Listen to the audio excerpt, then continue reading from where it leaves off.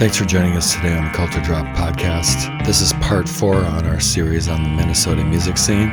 Today we're going to discuss the music of Polica, Howler, Slim Dunlap, The Rope, Gully Boys, Psychonauts, Space Summit, The Owls, Prince, and Bob Dylan. So enjoy the podcast.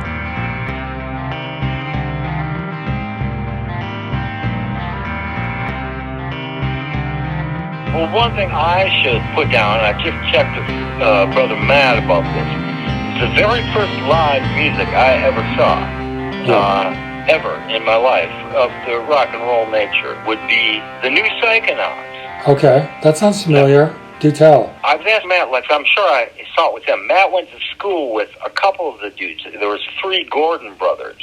Okay. And Cam Gordon would be the most famous. Yeah. And there was Drew, and there was Rod.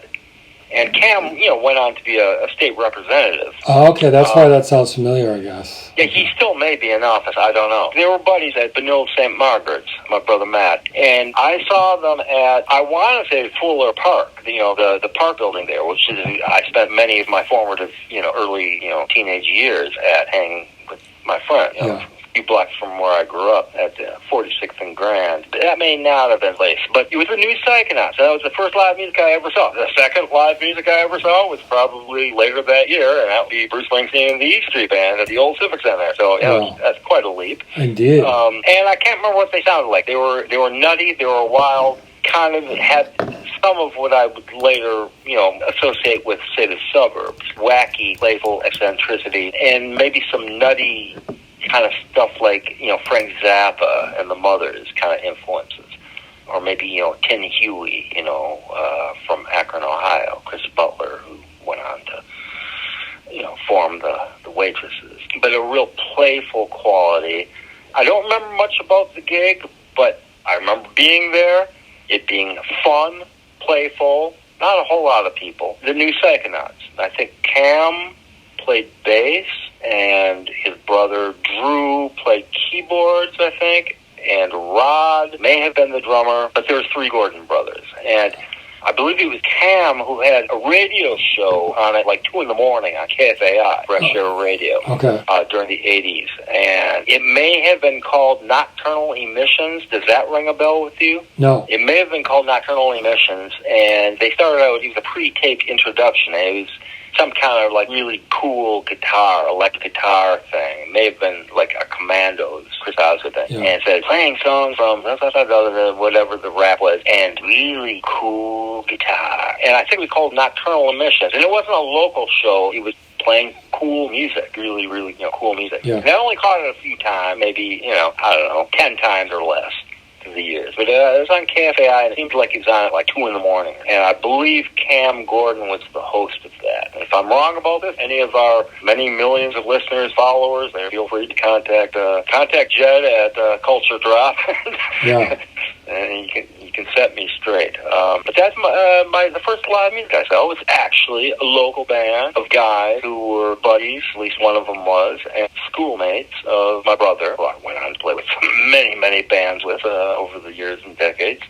So I thought I would be remiss in not mentioning that as far as local music.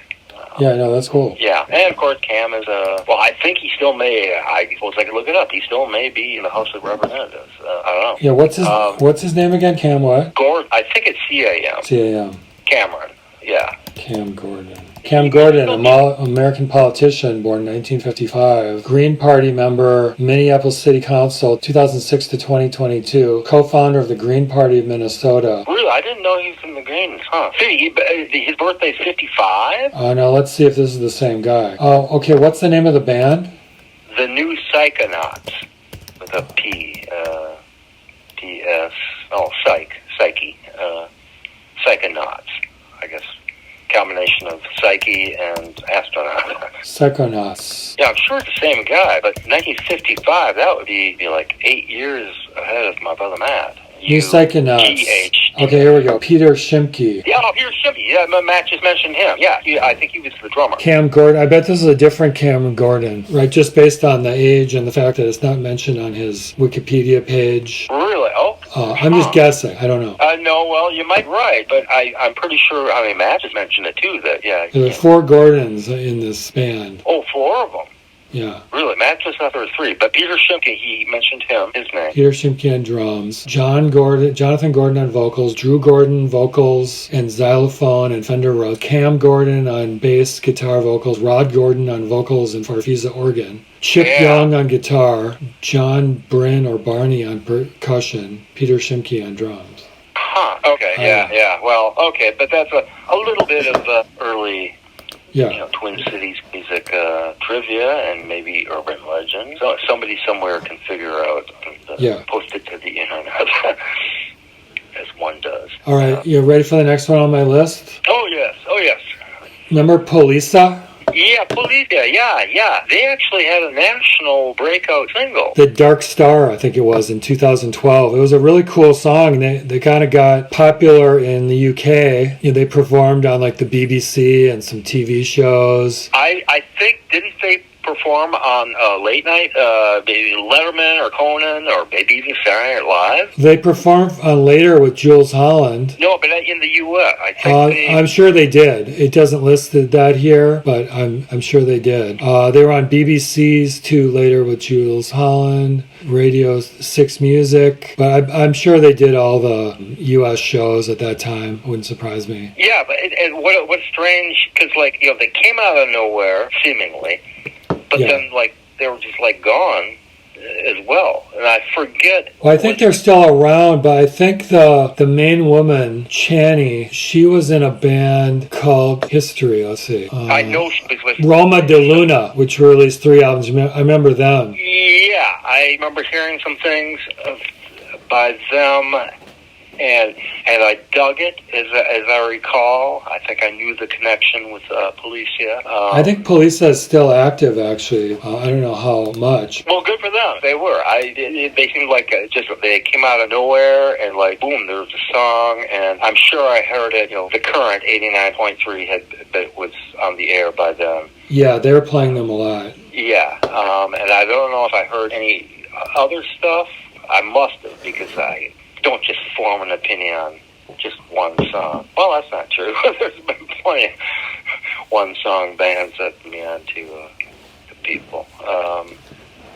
But okay, yeah, Polica, yeah. Did you ever see them or live or anything? No, never did. I just really liked that first song. It just kind of reminded me of a little bit of Massive Attack or something like that. It kind of a nice combination of moody guitars and synths, and it was cool. Yeah, they had that. It had the kind of industrial rhythm drive. Very very up tempo. Yeah. Well, wasn't it again Black Star? Well, they had 2 songs with Star in the title. One was Dark Star and one was Wandering Star. Okay. Oh, you two both. Yeah. So it was one of those. Yeah. Well, one of them I really dug. Maybe I heard both of them. I don't know. I maybe heard other stuff as well. But yeah, I dug them. Yeah, that was good. 3 minutes I knew of them. Okay, ready for the next one? Yeah. Howler. Remember Howler? Wait, say again? Howler. Howler? Yeah. Howler was an indie rock band. The lead singer was this guy, Jordan Gatesmith. And they had one big hit. And let's see what their big hit was. And he was really young. He was 19. They had this one big hit. And they actually became big in the UK. And he started dating Johnny Marr's daughter, Johnny Marr from the Smiths. Yeah. The first track from their album, Back of Your Neck, I think was their big hit. But anyway, long story short, their first album, that song was pretty good. It was cool, guitar-based indie rock. They ended up moving to LA. I think they just kind of fizzled out. And I don't know what happened to them. But they were big there for a couple of years. I saw them actually I saw Jordan, I think, just solo at Electric Fetus playing one time. What years are you talking about? Well, it says here years active 2010 to 2017, so I probably saw them around 2011 is when they had their hit, I would imagine. Okay. Or 2012, their first album came out. Not ringing a bell. I was still reading the city pages semi-religiously, every week, because they were still in circulation, and then they stopped their physical paper production, just went online, and now they're defunct. Maybe I heard of them or something, through the city pages at the time. I'm going to send you this video, back of your neck. So anyway, they're really young then, like 18. Sounds like a cross between My Bloody Valentine and, oh God, I don't know. Kind of like the Strokes almost. Just very articulate guitar type of machinations. Not a lot of effects on the guitars. Okay, I just hearing it through the phone. It doesn't ring a bell. I'm guessing the current, played it. They played it a lot. Yeah. Okay. Don't recall it. So anyway, it wasn't like the greatest thing ever, but it was a phenomena, and they became big in the UK, so they're worth mentioning. Okay, yeah. Well, hometown boys make good. That's always, that's always something. The next one on my list, I'll be curious to see if you ever saw or of. I saw them a number of times in San Francisco. They were an Irish rock band, kind of like the Pogues, called Boiled in Lead. Oh, saw them quite a few times. Yeah, didn't know, but met the drummer, one of their drummers, Robin. Yes, I always thought they were sort of a Celtic version of the Grateful Dead. Yeah, they were around. In fact, they still may even do St. Patrick's Day shows to this day with whatever members. There's a lot of people in and out of the band.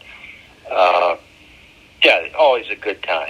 And there's a huge Irish population in San Francisco, so they were always playing there when I was there, and we'd always go see them. It was always fun. Yeah, I didn't know they were road warriors like that. Yeah, totally. I knew that they had, albums out and stuff, but I never followed them. But I just they're so ubiquitous, around the Twin Cities, I couldn't help but see them a few times. Right, I remember seeing them here too, the drummer, Robin, is a really nice guy. Met him a couple times, apropos of nothing, but I think he was one of these, kind of like Mickey Hart from the Grateful Dead. He was like a serious ethnomusicologist, and he'd be talking about, music from, Middle Eastern music and African, North African, and I remember having a conversation with him about drumming, and I was lost, and he was just really up and happy about it, and just really a forthcoming guy. But Boiling Lead, sure. Yeah, really good band, good live band. The next one, I think I'll learn something from you on this one. I thought Slim Dunlap should merit his own mention. He came into my consciousness when he came in to replace Bob Stinson and the Replacements. Really cool, laid-back vibe. And, doing my research, I found out, he was in Curtis A's band. He had his own bands. I remember he had a band after the Replacements that I really liked. But he's a real bright light of the Minneapolis music history, right? Yeah. Here, Jed, talk about serendipity. Well, I figured I was going to talk about him tonight, but I listened to both his solo albums today. Yeah. But, I listened to both of his albums today just because I felt like it. Yeah. Oddly enough. Slim's, I think, one of the great, not unsung, because I think he is sung. Yeah. Twin Cities, Minnesotan musicians. He's been described as a cross between Bruce Springsteen, Keith Richards, and maybe Steve Earle, or maybe Johnny Cash, or something like that. I met him a few times at the Turf Club, in between or after shows. Yeah. And he's a really nice guy and really funny. And if you want a guy to talk your ear off in between sets, and he's doing the talking, without a heck of a lot of prompting on my part. Yeah. He's just a great guitar player too. He's great. I prefer him to Bob Stinson. Granted, Bob was a one-off and it just had this wild, strange style. No, I did too. Slim had licks. Reminds me of like almost like Ronnie Wood or something. A little He's bit. like Ron Wood, Yeah. Keith Richards, very much so. He's an encyclopedia, kind of, well, like, his buddy Paul Westerberg. Exactly. There's encyclopedias of American music. Yeah. And especially on their instruments, their main instruments, meaning guitar. They're both multi-instrumentalists, but and that's never mind their songwriting and their singing voices. That's just on their on the guitar. He's a wonderful guitar player. Very low key and laid back. Right. Only very seldom would you see. I think I said in the last episode that I don't recall ever seeing replacements with Bob Slim. Yeah. Bob is his real name, but with Slim. Through videos I've seen of shows, only occasionally, he'll do, say, Bob Stinson's leads. Westberg took, a fair amount of leads his own self. But they're very, very different from Stinson's. Bob Stinson had this manic speed approach to right. And Bob could do the same lead, and it would be not only just slower, but it would almost be deliberately slower, like almost laconic. Yeah. Slow hand. He's the real slow hand. Never mind that Clapton guy. Yeah. I don't like anyway. And Bob with his finger picks, using finger picks on which I think even Westerberg started to use for a while. Uh-huh. And they made reference in our, not finger picks, but thumb picks. Finger picks, banjo players use a lot, but thumb picks. Yeah. I don't know have you ever used a thumb pick? No, I haven't. I've tried it a few times, not that I'm a real guitar player. It's an interesting sensation. Yeah. And maybe, what can I liken it to? A bass player who doesn't use a plectrum, a pick. Especially if you're doing like the, post-60s, plucking, style, which, incorporated itself into a lot of funk music. The thumb pick seems like that. If you watch, Slim's hands while he's playing, it's the most unassuming looking guitar player. It almost looks like he's not playing. If you see him up close, which I did, many times at the Turf Club, where you play with his wonderful, three-piece band. Yeah.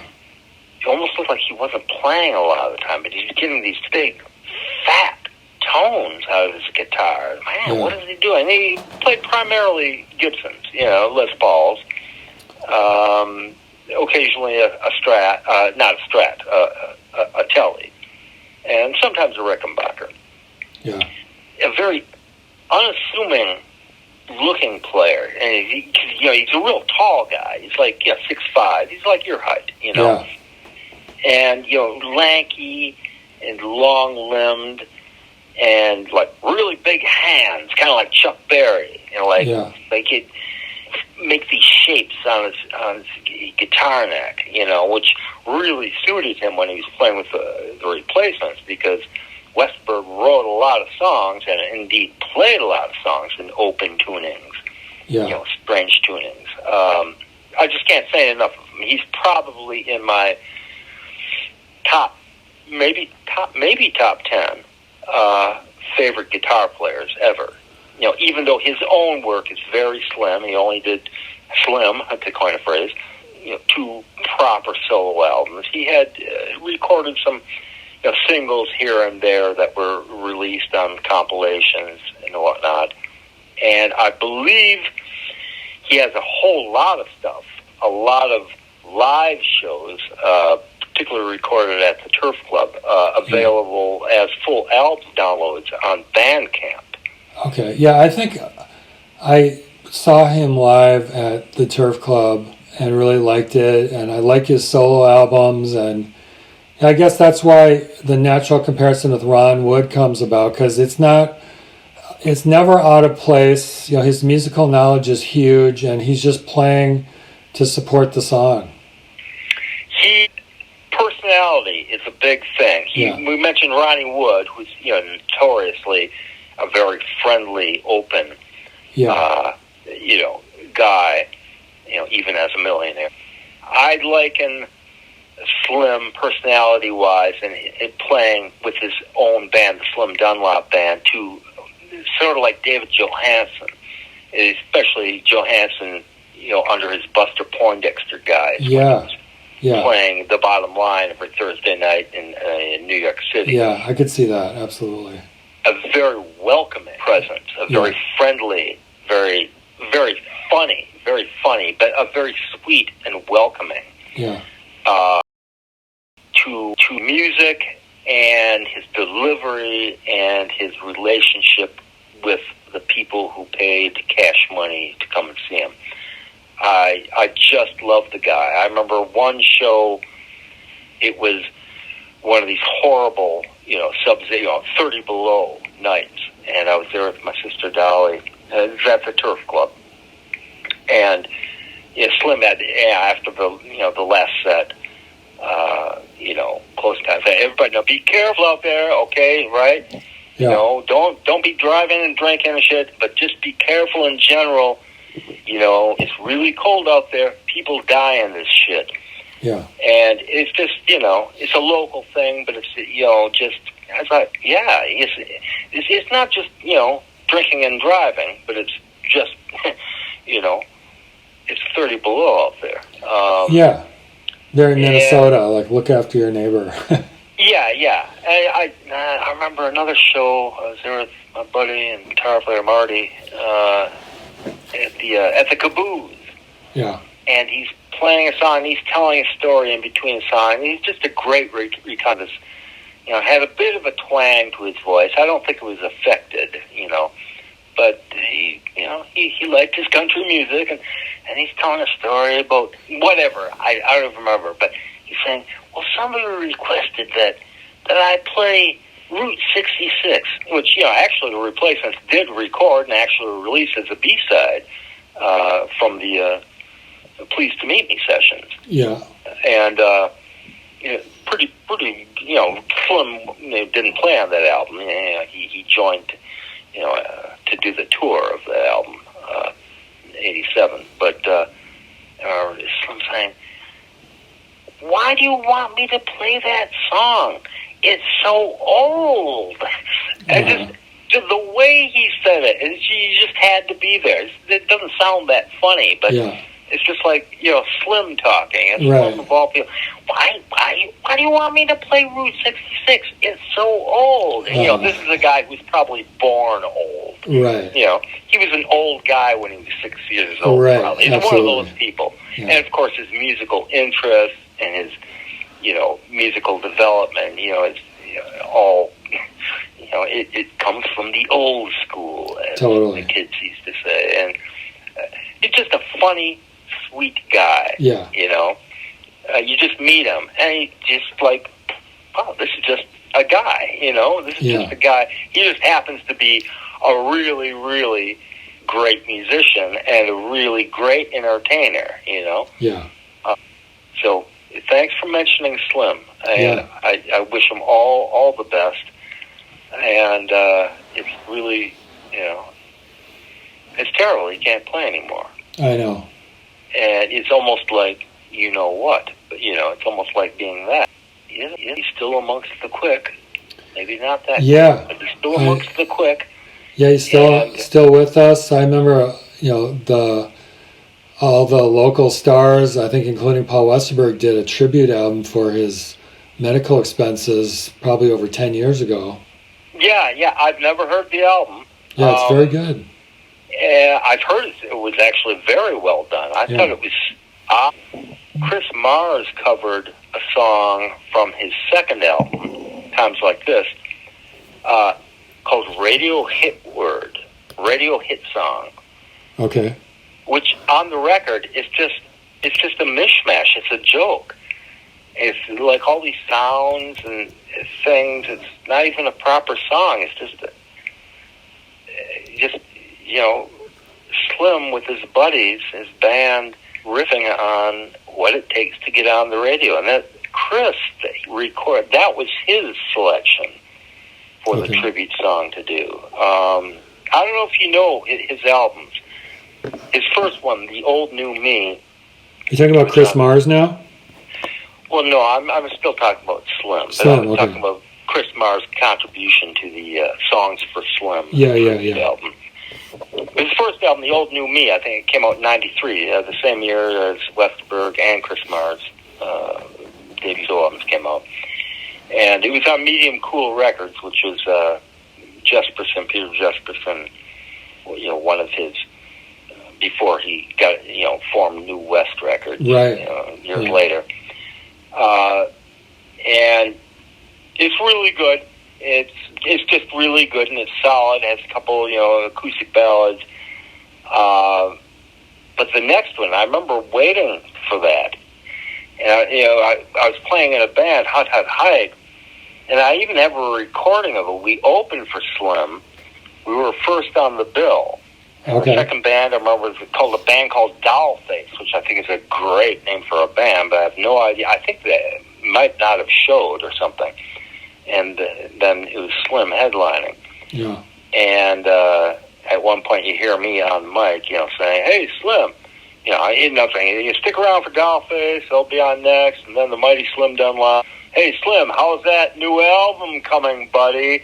Like that, because he'd been working on it forever, apparently. And when the album came out, it sounds like the Basement Tapes, except with a dedicated drummer. It sounds like you're in the room with them, and it's recorded that way. Mm-hmm. It's really warm, really intimate, really low key. But there's a song on there, and it's, I think, exactly 2 minutes long. Mm-hmm. The second song on the album called "Girl Fiend." Mm-hmm. And I think I don't know if they deliberately dropped the R from friend or if it was a typo. But it should have been, and it could have been, especially with the remix. In 1996, it could have been on the radio. Yeah. It's just a perfect song. It's got elements of Jonathan Richman, the Modern Lovers' Roadrunner. It's got a super thick, heavy Hammond B3 organ. Yeah. It's sweet and funny lyric about guys trying to find a girlfriend for their buddy who's just been single too long. Look it up, YouTube it, Girl Fiend, Slim Dunlap. Just a perfect pop-tastic song with heavy grinding, Les Paul's grinding against the Hammond B3 organ. Just a great mid-tempo. Like I said, the whole song's, I think, exactly 2 minutes long. Yeah. It's just sweet and friendly.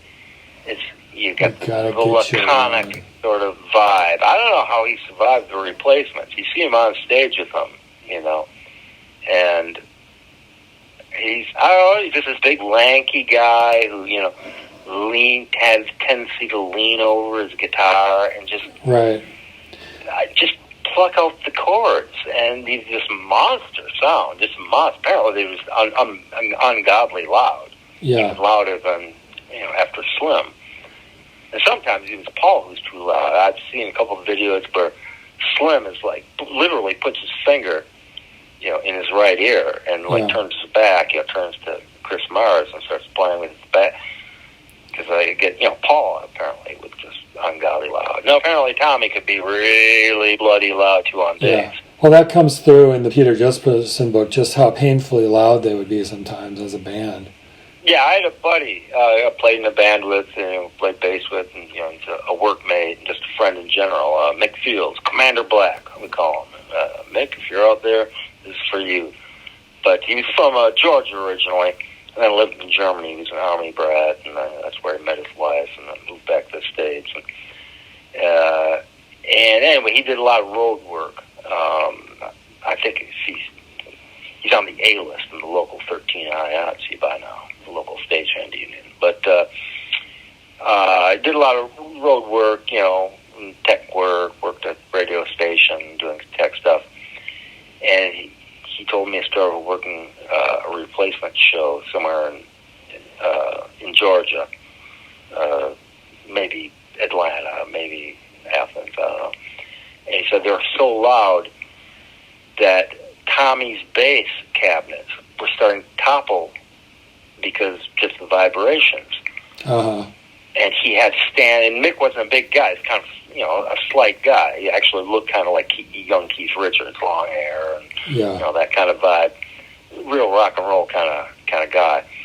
And having to hold up the upper 4x12 bass cabinet because they're just so loud. And he just said it was just ungodly. And this is a guy who really liked really loud music. This is a guy who dug Einstürzende die Neubauten, and saw him in Germany many times.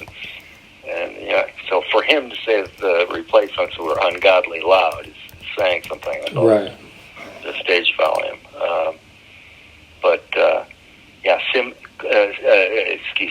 Slim could really squeeze out those chords. And he's not slashing his guitar, he's not doing Pete Townsend, like that. It kind of oozed. That's my feeling of the word that I use for the sound of Slim's guitar playing. It sort of oozes. Yeah. So he's getting these great rock and roll, rockabilly, R&B, riffs and melodies, and he made it look so easy. Yeah, so just easy. Natural. But that Slim song, I really think that should have been on radio. Yeah, I could see that. That's a cool tune.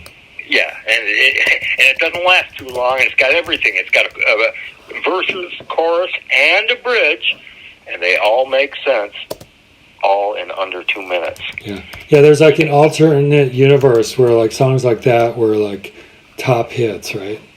Yeah, and granted, he's not a great singer. But he can support the song, and it's a great song, and it's got great guitars and a great vibe, and but somebody else could have got a hold of it. Who that was selling records in 1996, because somebody big made him some money, by covering it and putting it on the radio for us to all hate and get sick of. Good call on Slim. Yeah. I had the very first the three, I think I've mentioned this, the very first 3 twin tone releases I bought when they came out at Third Stone Music at 6 and Nicollet, the old Hub shopping center, which were the Suburbs, the Fingerprints, and Spooks. Yeah. And Spooks was the new name for Curtis A's band, which had been, I can't remember, Thumbs Up, I think. And they changed it when Slim joined the band. And that was my favorite of the 3. And I didn't know Slim. I didn't know any of them. I didn't know any of those bands. I bought it because I was 14. I had paper route money, and I was into it, Yeah. And on red vinyl, little EPs, each EP, 6 to 8 songs, 33 1/3, not 45, but 7 inches, in full color, illustrated little jackets. Mm-hmm. And Spooks was one of them, one of the first 3 twin tone releases, and that was Curtis' first recordings released, and Slim's. And Slim had just joined the band, and lo and behold, real good call on the replacements, getting him to, not replace Bob Stinson, but to essentially kind of form a new band. They really were after that point. And even before that point, they started to become almost Paul Westerberg's and as history kind of proves, the direction he was going in with his musical style, I think Slim at that time really suited, that style Paul was doing. Yes, very much so. And I always thought it was a shame that he never worked with Slim again. Yeah. Westerberg shows up on a track on each of Slim's 2 solo albums, Okay. cameos. Yeah. So they're, obviously, buddies still. Paul, did on all his records, including his basement records. He did all the guitars himself. So I can see that a lot of people have done that, where it's just like, nope, I'm not messing with anybody else on this. Yeah. I'm going to do all the guitars. I've seen with many bands, Mick Jones with Carbon Silicone, and with Tony James, they did drum machines. Like, why? You're a guy who worked with Topper Headon, and no, we're not going to play with. We'll do it live. We'll have drummer live, but no, I'm tired of dealing with drummers, or whatever his reasoning was. Right. Yeah, it's just an artistic. You're right, and so I very much respect Westberg for doing that, and of course, to me, he's one of the great guitar players ever. But Slim has something, and just the way they complemented each other. You can listen to some of those, live shows, from the 3-4 years that he was in the band, and just like, it's just guitar heaven. It's just, do it, and that should be another podcast of ours at some point. Is the great guitar duos of all time. Mm-hmm. We can talk, Keith and Woody and the Weave and all that, but there's a lot of them.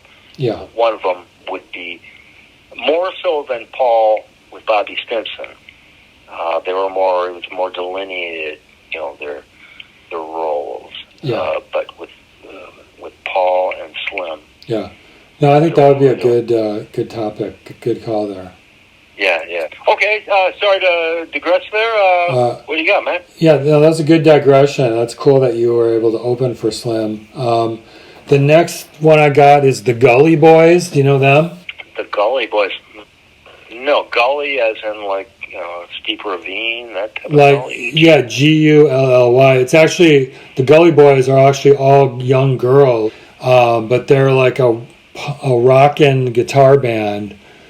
Just tight little punk rock songs, some distortion in the guitars, good energy, fun band. I'll send you a link to these newer bands. No, I can't say. Are they contemporary, an ongoing concern? Yeah, they're new. They're just the last few years. They're ongoing, I think. Really? Okay. Yeah. Do you remember Selby Tigers? Yeah. I always loved the name, and I think I heard exactly one song, maybe on the Current or maybe Radio K, of theirs. I really dug it, and I don't know how many, if they're all girls, but it really rocked. It was really catchy, but I always loved the name of the band, Selby. I'm assuming it's Selby Avenue in St. Paul. Yeah, right. I loved the name, and I think I saw some pictures, and I thought, I'm sure they're defunct now. Yeah. But I don't know if you ever saw them. No, I remember them being big, like 20 years ago or something, yeah. Right, yeah, long, turn of the century kind of band, yeah. The next one I have is a band. They're a goth band from Duluth. It's 2 front women. They're called Embalming Eva. It's one word. Okay. And they're really good. They just have a lot of charisma, really good performers, and they're kind of playing behind, a Bauhaus type of goth electronica type of music. Again, I'll send you a video, but they're very distinctive, and they could go places. Actually, they're pretty good. That's usually not my vibe, and I always thought Bauhaus was a joke. A lot of people in that umbrella that they considered, goths from the late 70s, early 80s, mid 80s, who were very good and often British. But we should probably give a shout out to our boys, The Rope. Yeah, The Rope, a local goth band with our friend Jesse Hagen as the front man. I think they were actually just playing the UK this week, actually. This last week. Really? Yeah. I believe they have a new album called, Nightbirds? Something like that? Yeah, I'm not sure what it's called, but I know they do have a new album out. Yeah. Jesse and Mike Browning and Sam Richardson on bass. And the drummer, I can't remember. The new drummer, the original drummer was a guy who played in a band called 111 I think last episode I told you a story about their bass player and singer called Mort auditioning me with a band with a guitar player from the Clams, Roxy. And this guy was Matt. His name was Matt something, and he was the Rope's original drummer. He was an older guy, much older than them, Yeah, I remember that guy. He was really good. He was a retired airline pilot. Exactly. Yeah. And he's a very, very good drummer, but he's much older than them. Right. My age. I remember, we opened for 111 one of the bands I was in, Tenancy Union, I think it was. Opened for them a couple times, and for some reason, Mort, their singer, bass player, really liked us, and years later, auditioned me for some other band he was trying to get started with, Roxy from the Clams on guitar. Yeah. The Rope. And I've told Jesse this to his face. Jesse knows this about, that's not my preferred genre of music. I really hate that word when you're talking about, music. Is putting things in boxes. Oh, this is a genre. Oh, really? So if I like that genre of music, does that mean I like generic music? Let's get our etymology straight here, folks. No, so I don't think in terms of genre.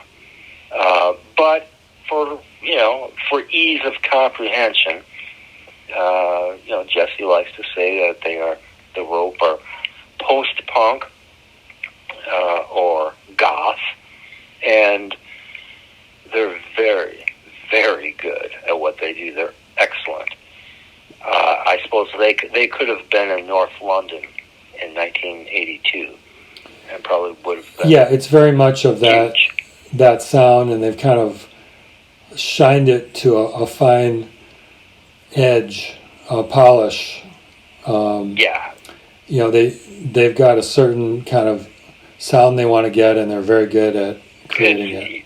They have the drive, heavy eighth notes on the bass, and the heavy drums, tribal, drums and what. I've only heard the first album that featured, I think, the single "Water to Wine," and that's what is that?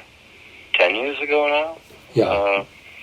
And it's great that they're still working. Not only working and recording, but touring. As you say, apparently they're in the UK right now. Yeah.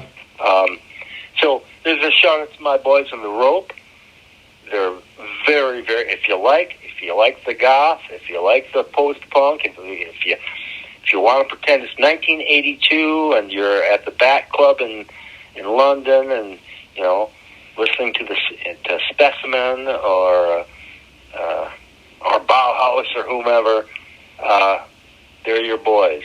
They're very, very good, very sharp musically, and sonically excellent sound on record and live.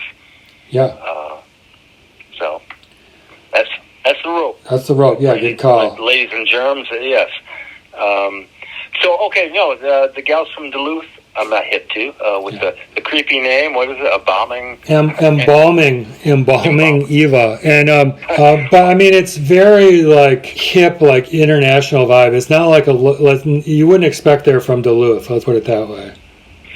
Duluth is a pretty, I imagine, particularly in winter, it's probably a pretty grim place. Yeah. Wow, weather-wise, maybe. But I don't know. Duluth's got a pretty rich musical heritage. Yeah, Lowe, we should mention, was from Duluth. Yeah, I think the dude has, I forget his Sparhawk, has a new album out. Yeah, Alan Sparhawk?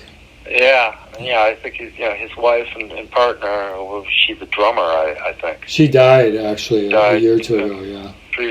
Yeah. So he's probably, they seemed like pretty intense musicians. Yeah. Intense and intent on what they're doing. And that sound, that just slow, not even ethereal. Yeah, they had like slow music down to a T. Yeah, but it's not even ethereal. It's like half ethereal and half just plain, dirt. Human. And I can't say I ever became a huge fan, but I saw him once. I think I saw him at Minnesota Zoo, maybe? Anyway, very entrancing. And just a trio, as I recall. Yeah. And, just entrancing. I've got just 3 other bands. Just in researching this program, I was pulling up playlists on Spotify of like Minnesota music. There were lots of bands, but 3 others that I thought worthy of mention were a band called Author, a band called The Nunnery, and a band called Bathtub Sig.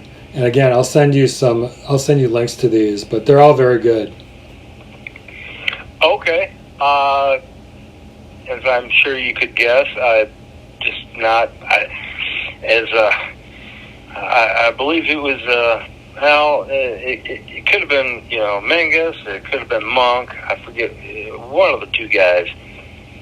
Well, maybe it was Duke. I don't know, maybe it was Duke. I don't get around much anymore. Yeah, well, I didn't even know about these bands either. I mean, I had to like kind of go out and find them, but I was happily surprised with what I found. There's some good music out there. Oh, I'm sure there is. And, I just started listening to kind of the current again recently. Yeah. Just to break up, KBM, which I mostly listen to the pre-work, Tai Chi exercise or whatnot, which is, just a wonderful station itself. And just every time I listen to the current, I hear stuff. And it's like, I have to go to turn on the computer and go onto the website and see what is actively currently playing, what the name of the song is and who the artist is. Any of this happens to me all the time. Yeah. Me too. I've been going back to, I hadn't listened for years, and I've been tuning in more and more, like when I'm driving, and same thing. I have to search, like, what is this song? And I've heard a lot of good stuff lately. Yeah, and it's like sometimes I don't know if I can't tell if it's new or current, even by production values and the sound, mixing of the record. I often can't tell, like, is this from now? Is this from 15 years ago? Is this from 30 years ago? And I'll be surprised many, many times. And I think I'm such a smarty pants about all things musical and sonic, and they'll fool me, 50% of the time. Well, 60% of the time, 40% of the time. But oftentimes, it'll be a local act, and whether, I don't stick around to hear what the DJ's saying, or I'm off getting a cup of coffee, or I'm deep in meditation, or so I don't hear, them say, that was a local band named so-and-so. But oftentimes I find they are, and so it's like such a great station. They just mix up local stuff along with, anything else from all over the world that they're playing. And just for listeners who aren't familiar, they're like our local public radio station, 89.3, known locally as The Current. Yeah, and at least as of a couple of years ago, I think some poll or rated them the best radio station in the United States. That may have been 10 years ago or something. Mm-hmm. For me, they're tied at number 1 along with KBM, which is 88.5, which is jazz and traffic. But of course, on the weekends they have, the the bluegrass and folk and Celtic music show on Saturdays. Yeah. And what they call roots music, and they have licensed for a series that was recorded, multi-part series for NPR, National Public Radio, that they also air on Saturdays and Sundays.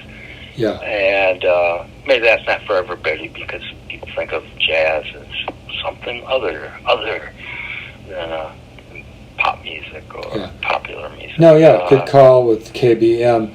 Hey, should we take a break, and we come back, we can wrap up with maybe a few words on Space Summit, and you can tell your Prince stories?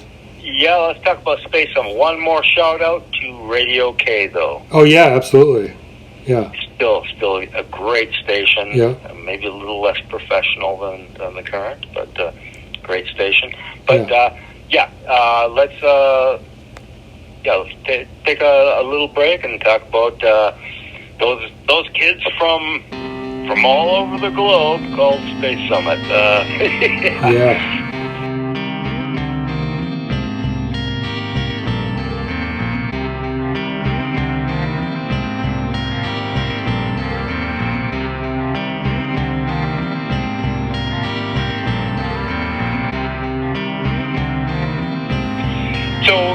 Where are we at? I do have somebody, a local band that I want to bring up, just because I really like them, and I think you would really like them too. Yeah. The Owls. Okay. And I think recently there was a big, a national band called the Owls, and I don't know anything about them. I'm assuming they're dreadful. But this, I only know, and I heard both songs, or two of it's a mini album. It's called Our Hopes and Dreams. It's from 2003. Okay. On what label? Well, locally, I can't tell. I'm trying to read my CD liner notes. But there was, it's two women and two guys, and I heard the two opening cuts, both at different times, either on the Current or Radio K. One is called Air, and one is called... This is like a recent band? Do ya? No, I believe they're not in existence anymore. Okay. Maybe the players are. The album came out in 2003, apparently. Okay. And I heard both of these two tracks on the radio, either the Current or Radio K, and I'll send you a link. Yeah.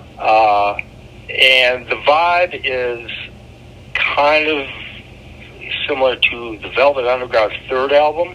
Oh, okay, that sounds good. Very, very quiet and contemplative, and the words. Both of these two women, they both sing the two songs that I'm thinking of, Air and Do Ya. Not the Outcast song that became a big single, and deservedly so. Remember that? Do Ya? Yeah. Fast tempo. Anyway, this is not the Outcast single, Do Ya. Yeah. This is the Owls from Minneapolis. Cool, I'll check it out. There's both of them are equally just glorious songs. And just the words on both of them, from two different women, two completely different vibes, and they're both very, very wonderful sounding record, very spacious and open. You can see where the Velvet Underground, that album, the references might come in handy. I'll send you a link, but listen to them. Yeah, send me a link. So the Owls, check them out. I'll send you a link, okay. And I'm sure they don't exist anymore. But these two songs are just wonderful. They're just glorious songs. Mainly acoustic guitars, some low key drumming, kind of Mo Tucker style drumming, a little piano bit here and there. I think one of them doesn't even have bass. I think just melodically, everything about them are just absolutely majestic. Okay, cool. There you go. There's the Owls. Where are you at? Where are you at in your... All I got left is Space Summit and Prince. Oh, geez. Space Summit and Prince. Is it Space Summit versus Prince? I don't want to go. I don't want to go up against Prince. Okay. All right. Well, we'll let you off the hook this time. Who you want to go first? Well, Space Summit will be pretty quick, so let's do that first. Okay. we have one album. Who knows how quick? For the long game. Maybe Space Summit will outlive our man Prince Rogers Nelson. But anyway, go ahead, man. I'll be curious to get your take. You're part of this story too. Because you figured out that Marty Wilson Piper, the guitarist, he was still the guitarist at the church at the time, in 2013, was offering these guitar feedback sessions on his website. And you told me about it. And I contacted Marty, and we started talking about music, and he started teaching me all his songs, how he played them on guitar. Eventually, he taught me like everything, all his songs, and then we're like, well, what should we do now? And I think Marty had suggested, well, what if we tried writing some songs together? And I thought that sounded like a pretty cool idea. And long story short, he would kind of come up with some guitar riff ideas that I would record on my phone voice memo, and then I kind of use those as seeds to create entire songs, and I would write lyrics, and I would create demos in my home studio, playing all the instruments, and then show Marty the demo. We kind of go back and forth. We ended up then going into a studio to professionally record those demos. The first album came out, I think, on CD at the end of 2021, and we had a drummer. It was mixed and recorded at VIP Lounge Studios, I think, in Penzance, England, with Marty's friend Dare Mason at the controls and mixing. And then we had a drummer, Eddie John, who is a fantastic English drummer. He's played in bands like Stack Ridge. Phoebe Sen, who's an accomplished recording artist from Malaysia, does harmony vocals. Marty plays bass and guitars. We've got Nicholas from the Swedish band Anecdoten playing mellotron. Marty's wife, Olivia Wilson Piper, plays violin. And so that album came out at the end of 2021. The vinyl came out at the end of 2022. And since then, we have 21 more songs that we've already recorded in the recording studio. They're 90% done. Marty is going to start adding guitars to those. He's just getting his home studio set up in Porto, Portugal. Beyond that, well, we're waiting for Marty to do that. We have 8 additional demos for Space Summit 4. So Space Summit 2 and 3 are almost in the can, and we're making headway on Space Summit 4. So, continuing to create, continuing to have fun making music. I don't know how you describe the music. I kind of describe it as like dream pop. It's guitar-based rock. It's a little bit David Bowie, a little bit The Church, a little bit The Beatles, all kinds of different musical styles. But, a lot of it's guitar-based. It's melodic. What's your take on it? Well, having heard not only the first album, Life This Way, but also the rough mixes from many of what'll be the second album and perhaps even the third album. Yeah. How would I describe it? You described it pretty well, and a lot of the influences to me are pretty pronounced. The Church being an obvious one for me. Yeah.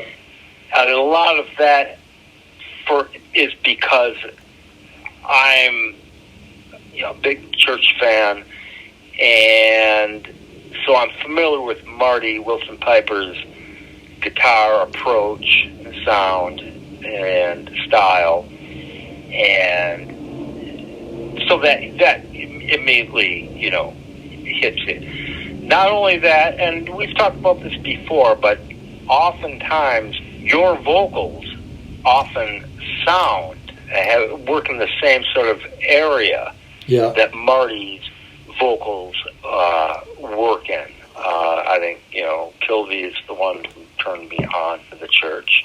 It wasn't Marty's guitar playing or Peter Kopis's guitar playing per se. It was all one package. But being that Steve was the primary songwriter of... And a great lyricist, it should be said too. Lyrics like Tristesse are just so poetic. Oh, Kilby? Yeah. I would consider Kilby an actual poet. And of course he considers himself that too. But there's very few pop or rock and roll songwriters that I would consider to be true poets. In other words, that their verse on the printed page is as strong without the music. Dylan would be one. Lou Reed, sometimes, but not as much as Lou would think. Very early Stuart Adamson from Big Country, who might be kind of strange to people. His the first three albums, to me, echo Robert Burns and that sort of tradition of folk writing, particularly for his native Scotland. Kilby, I think, is an actual true poet. And he's put out some trashy stuff that sometimes he knows is trashy. He's just a great wordsmith. He's great with words. He's never at a loss without repeating himself. But your vocals, I thought often sounded like that. Now, whether that's just osmosis from working with Marty, well, I played with you, mostly just sessions, for years before you, hooked up with Marty. Right. And I could see the natural flow. That's sort of how you sounded vocally. Yeah. Anyway, so I don't think it's, true osmosis or anything, but just the blending of the chords, the songs, the musical side of the songwriting with the actual physical, say, guitar playing. It lends itself to a latter era Church or even the Marty Wilson Piper solo album. And if that sounds esoteric or left field to anybody, well, you should check out the Church's later work. And I'm talking about when Marty was still in the band. Yeah. Up until, 2000-something, whatever. The last album I bought of theirs was 2002. So listen to the vibe. And his own work within he often contributed, not often, but frequently, every album or so might have one of Marty's own contributions. To me, that's like, I don't know, like working with somebody who's, a musical hero. I think I can safely say that for, myself and perhaps you, that Marty Wilson Piper was a musical hero. But to actually be able to blend your ideas and make it kind of sound like something from that hero's, that more well-known output, to me would be a wonderful thing. Now, if you think, well, that's you're overshadowing my contributions, mine.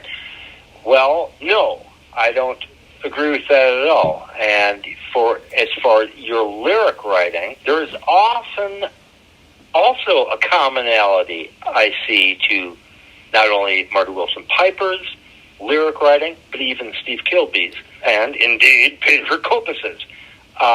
There's a stream of consciousness,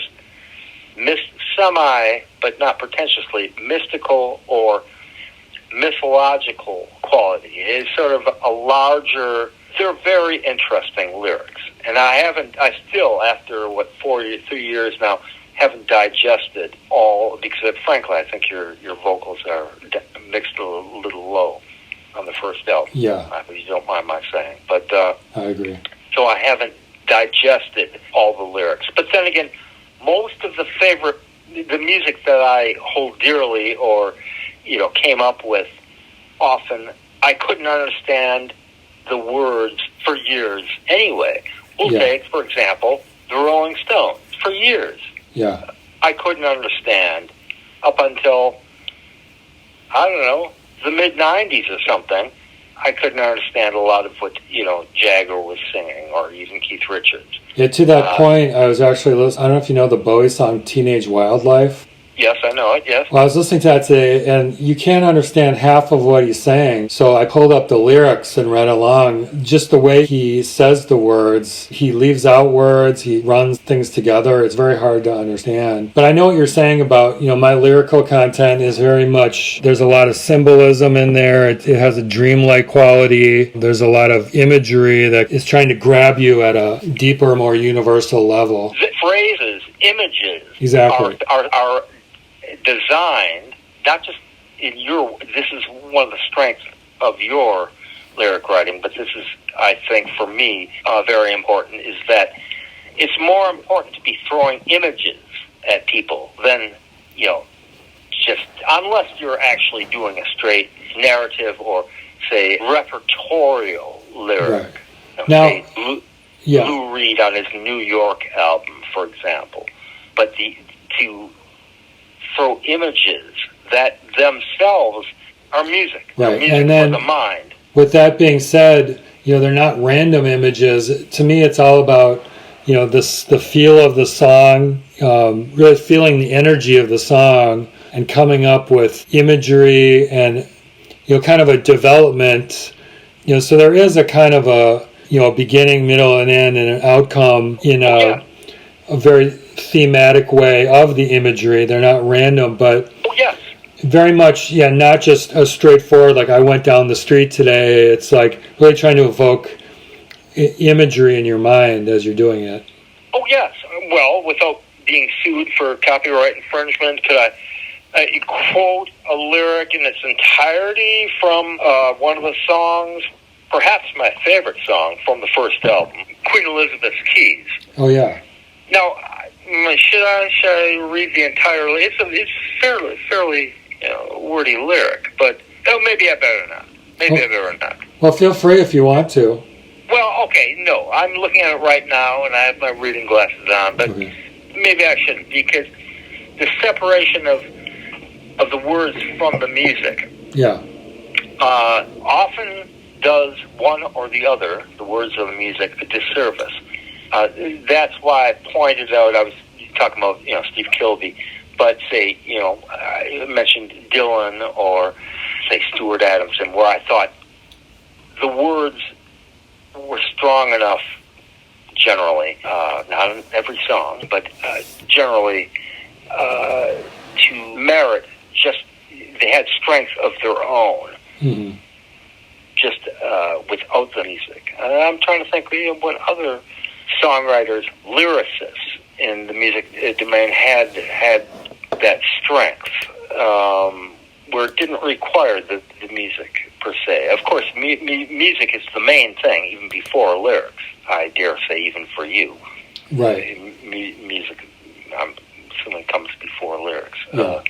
Or maybe at the same time, if you're lucky enough. No, I think you're right. I think music comes first. Yeah.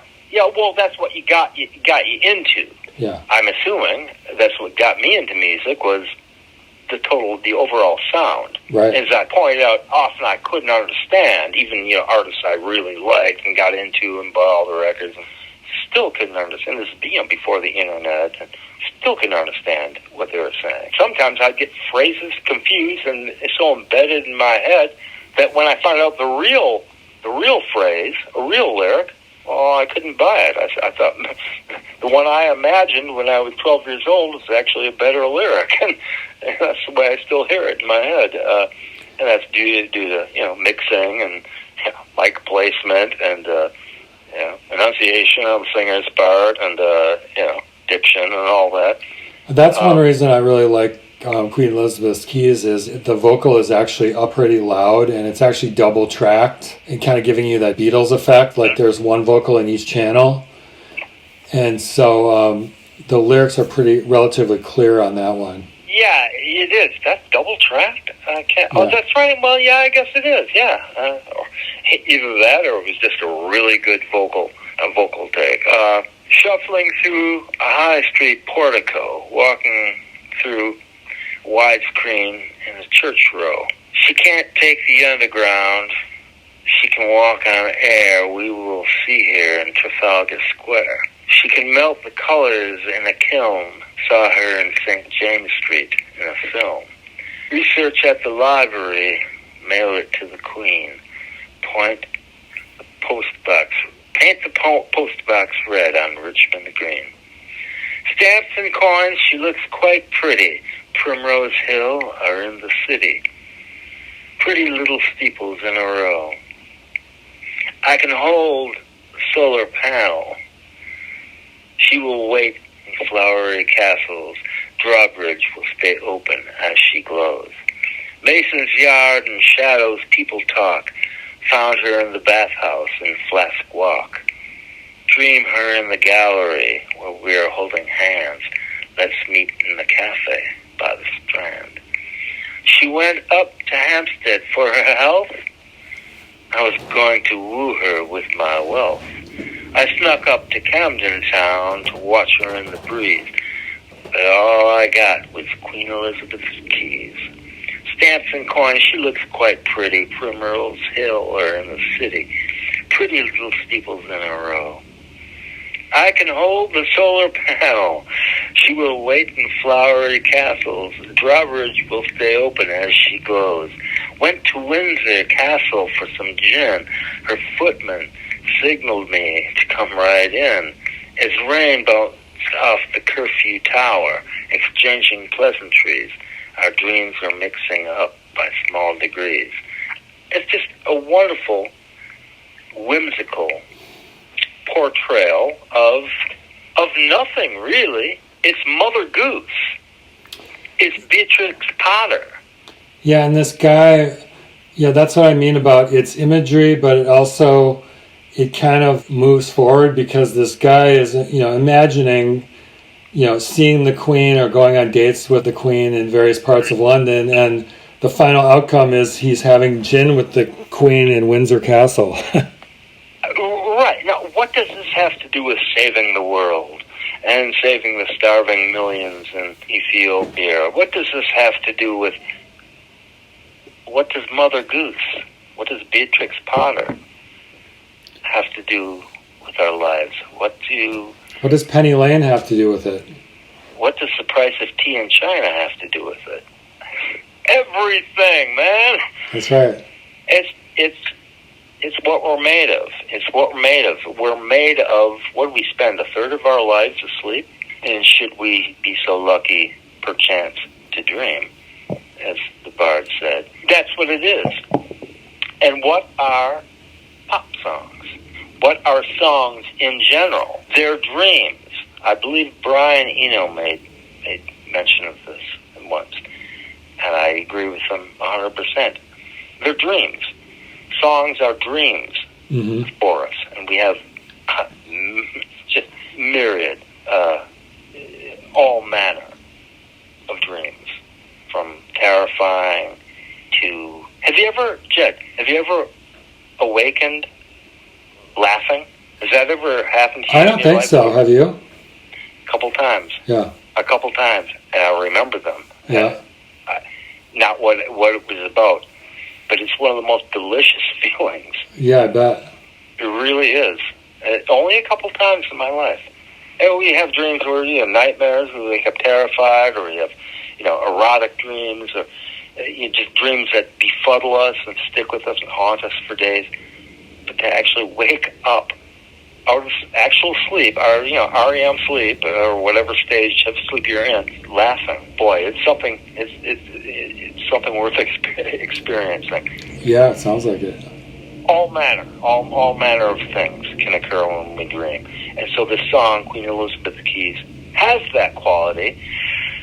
But you gotta have the music. You gotta have the marching band, the British marching, military band, brass band segments, which echo, say, certain Beatles songs, Pangolin or whatnot, to get the full whimsicality, the full fun factor. Yeah. And that's just one song on the album, and that's only the first album too, folks. So we're looking at another, probably 2, possibly 3 more albums in short order from this groovy new band from Minneapolis called Space Summit, folks. Yep. Go out and buy Life This Way. Yeah, that's the first CD, album. Downloading or on blue vinyl, groovy blue vinyl. That's right. All right. What else you got to say about Space Summit there, Mr. Space Summit? If you want to research more, you can go to the website, spacesummitband.com. There you go. I'm on it right now. And, so what do you think, the second album, when do you think you're going to, I know you've been mixing it and, gone down to Texas for overdubs with your drummer and whatnot. When are you thinking it might be out by the end of this year? It'll be sometime next year. Do you have a working title for the album yet? No, not yet. You got ideas? No. If you have any, let me know. I have to know the actual song list, and I have a goodly amount, if not all. Well, not all, obviously, because you guys have been so prolific over the last year. But yeah, I'd have to. But I will say, like, the new album expands our musical palette in terms of different musical styles, and I think people are really going to dig it. Oh yes, I was just going to say that. It does for anybody who knows the first album. All 12 people who know it, or I'm sorry, that's 12 million people who know it, and paid good cash money for it too. Hey, Jay, can I borrow $3,000? It is, I think, not markedly different, but there's some elements that, I don't know, maybe it's just how I'm listening to it, or the fact that they were rough mixes that I've heard. For one thing, your guitar playing is on it, but there were some distinctive parts that we've talked about over the last year that were, I was surprised that they were yours. Not that, I don't mean that as a backhanded, compliment. Yeah.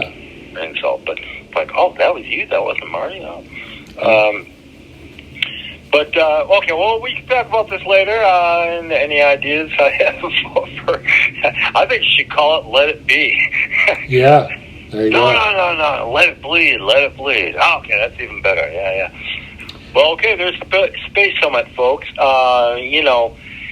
If you ever want to do any local live shows, I know, a drummer who I think you'd like and would be, sympathetic to your sound.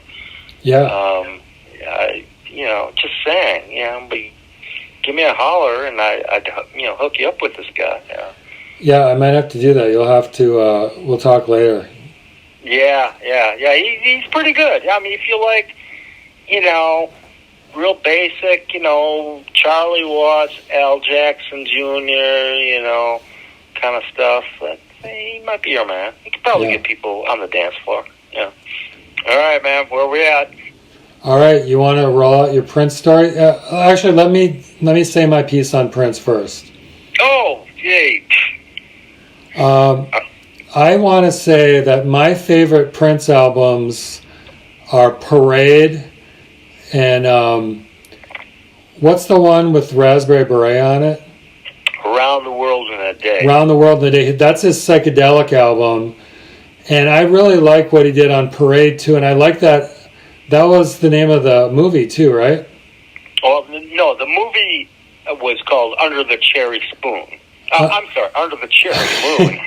But Parade was the music for Under the Cherry Moon. Is that correct? Under the Cherry Spoon was actually the name of the debut album by my former brother-in-law, his band Strange Friends, who, oddly enough, Michael Bland, who drummed with Prince's New Power Generation, as well as Westerberg and Soul Asylum, actually played in periodically. That was the name of their debut album, was Under the Cherry Spoon.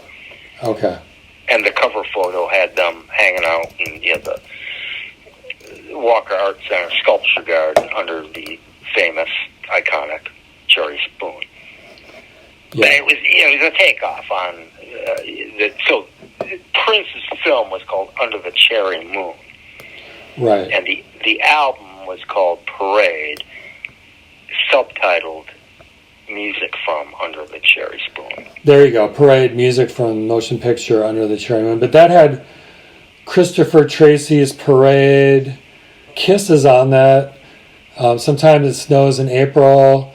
Just beautiful songs, beautifully produced, all around the world today. Again, it's kind of his psychedelic album, which he came out with a year after his, famous Purple Rain. There's a lot of Prince that I like. I like the stuff he did right at the end of the career, the guitar-driven stuff with the female players. Third Eye Girl or whatever it was. Yeah. He did 2 albums with them. But anyway, I just wanted to call out those albums because in the grand kind of overview of his career, which I know we're going to discuss shortly, those can kind of get overlooked. Yeah, I'm not going to spend a lot of time on it. I really don't have... Prince is kind of like, and it's been said before, that he's sort of our generation's Duke Ellington. Well, Duke Ellington went on for, 50-some years, his orchestra. And with all different lineups and approaches and themes and styles. I'm not going to use the word genres. So Prince is like that, too. So and frankly, there are several albums that I haven't even heard or only heard, bits and pieces from.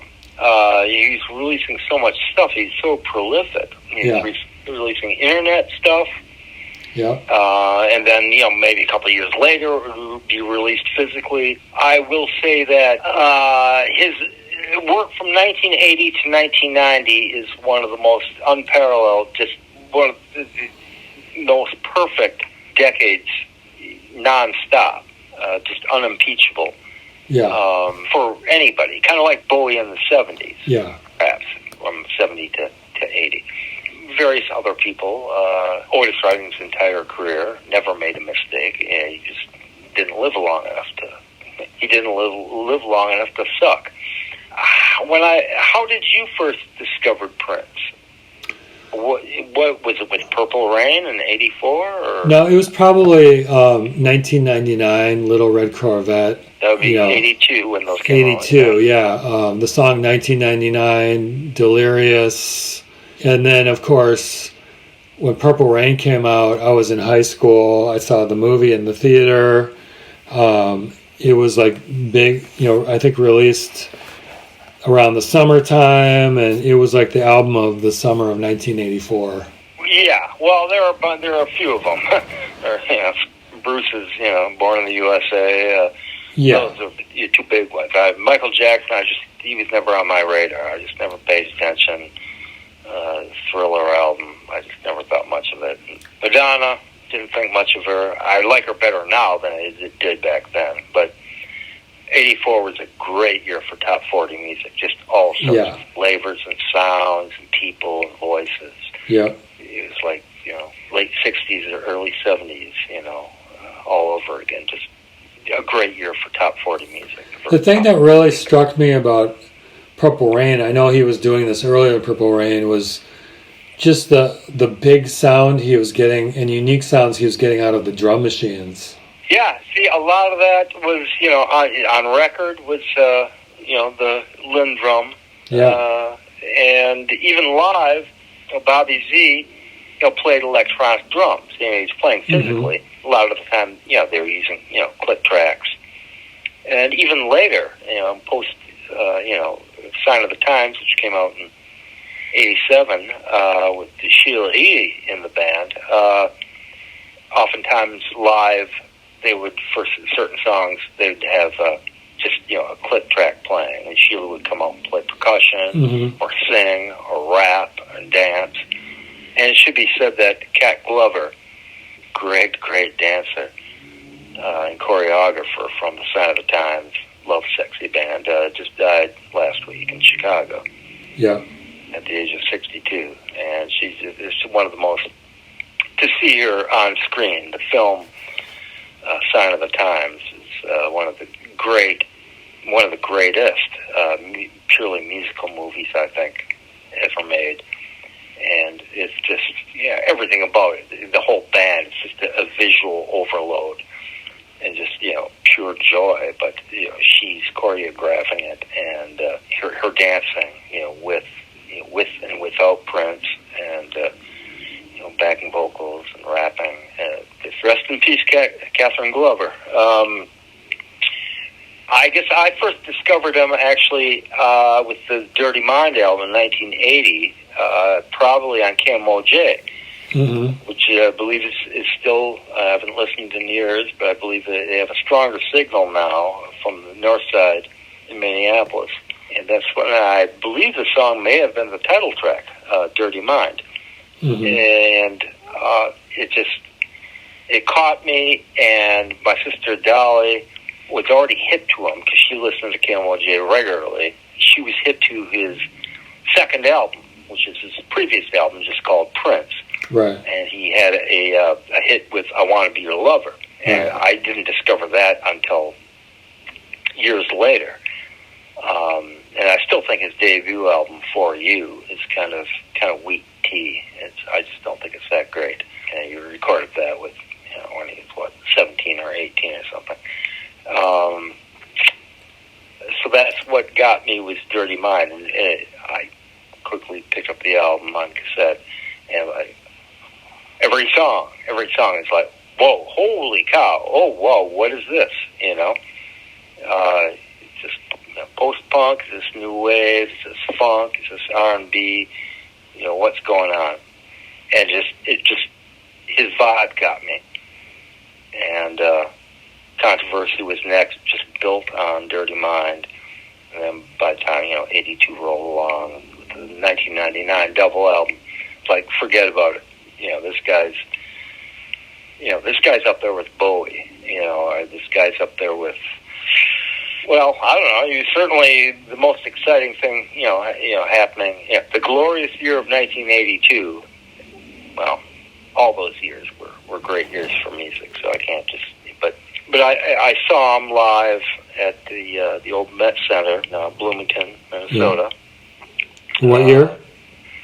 For the first time in 81 on the Controversy tour. Oh, okay.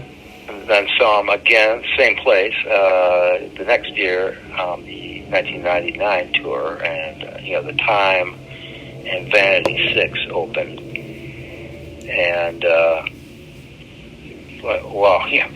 he's the real deal, live. He opened the Stones. Jagger personally asked him to open for the Stones in 81 on their Tattoo You tour, stadium tour, for 2, maybe 3 nights in L.A.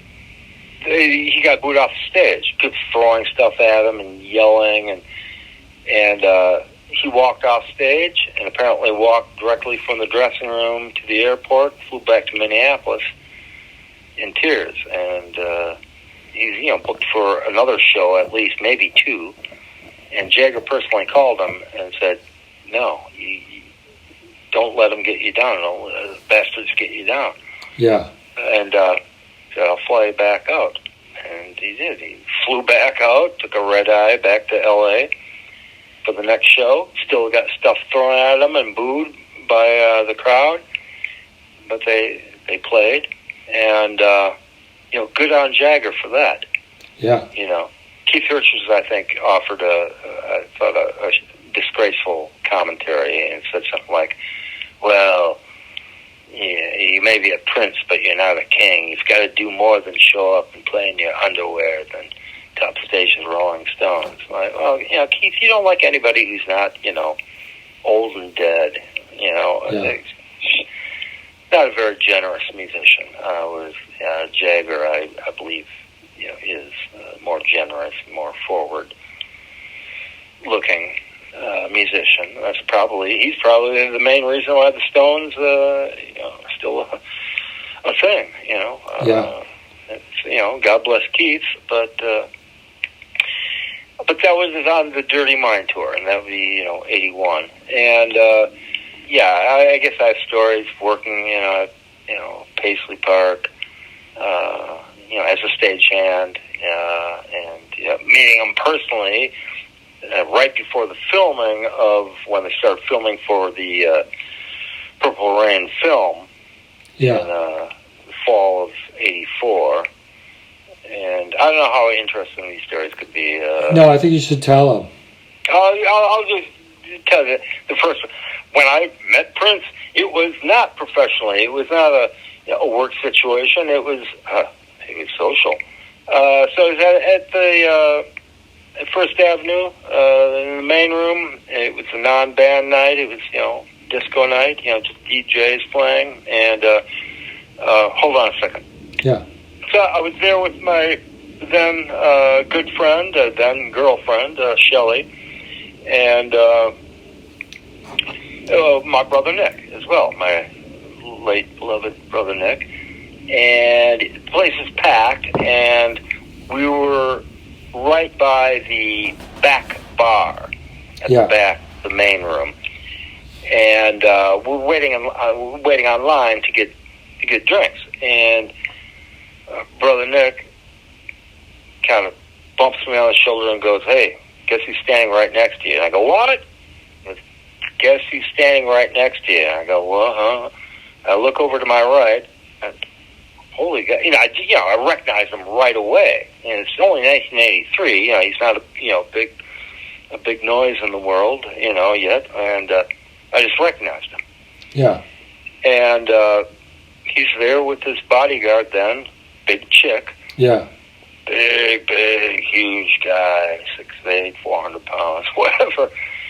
And I immediately, while Nick was getting drinks for us,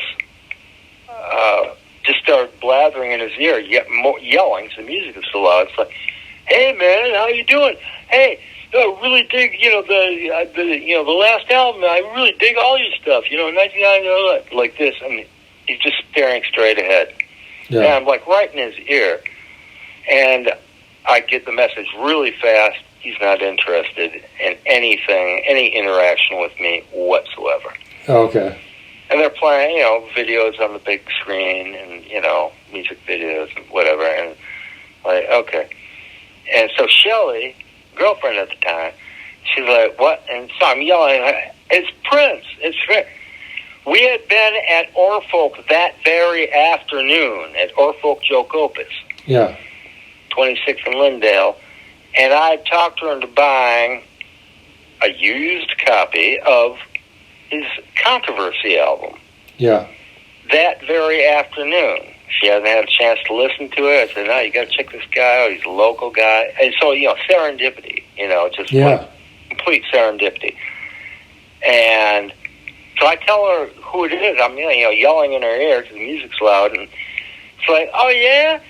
And she gets right up in Prince's face and like, "Hey, I just bought your record today.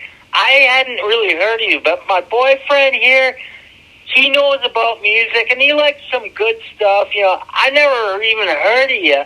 And I can hear her voice over the music just because of the tonal quality of her voice. Yeah. And I'm like, trying with body language, trying to like, shut. She doesn't want to talk. Shelley, knock it off. Kind of, like that. Yeah. And it's like, "I never heard of you, but I'll give it a shot. I bought your record today. One of your records. It was used. It was only like $2.50, but she's saying all this stuff." And I look up and chick, and this is a really big guy. Like, I'm barely 6 feet tall. Yeah. Yeah. But Prince is even shorter than me, and I'm guessing maybe he was dressed pretty cool. Yeah. But whether he's wearing, his high heel boots or not, I don't know. But, he's shorter than me, even, whatever he's wearing, whatever footwear. And I look up, and I'm kind of nervous, like, oh, shit, because, big Chick, his body is a big man. And Chick is laughing, openly laughing, guffawing. Yeah. Because he can hear Shelley's voice, and he knows what's going on. And Shelley was really, really, really cute, really fine. She still is. She's a couple years older than me. I mean, she still is, but she was really fine. And she had like the kind of trendy short hair back then. It's like, had I known 10 years in advance or later or something, I would have thought Prince might have like propositioned her to like be a dancer or be in a video or something. Yeah. She got kind of exotic looks. I mean, she I don't know. She's Polish and Danish or something. But I always thought she had like somehow Latino or maybe even African features in her face. You'd have to meet Shelley. Maybe you will someday, Jed. Yeah. But anyway, so she's going on and on, totally shamelessly. And after looking at Chick, I looked down at Prince. Prince is like doing this thing, like trying to suppress laughter. Like his face, he's broken into a laughing face, but he's trying not to look like like that. Yeah. He's clearly, and I kind of lighten up a bit, and I just, she stops and he kind of nods or whatever. We just kind of move away, kind of, shove our way through the people. Yeah. But that was Prince, like, he got a reaction out of Shelley. Yeah. No, that's a great story, actually.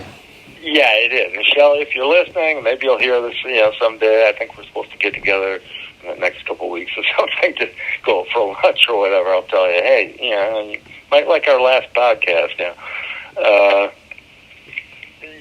So that was the non-professional meeting.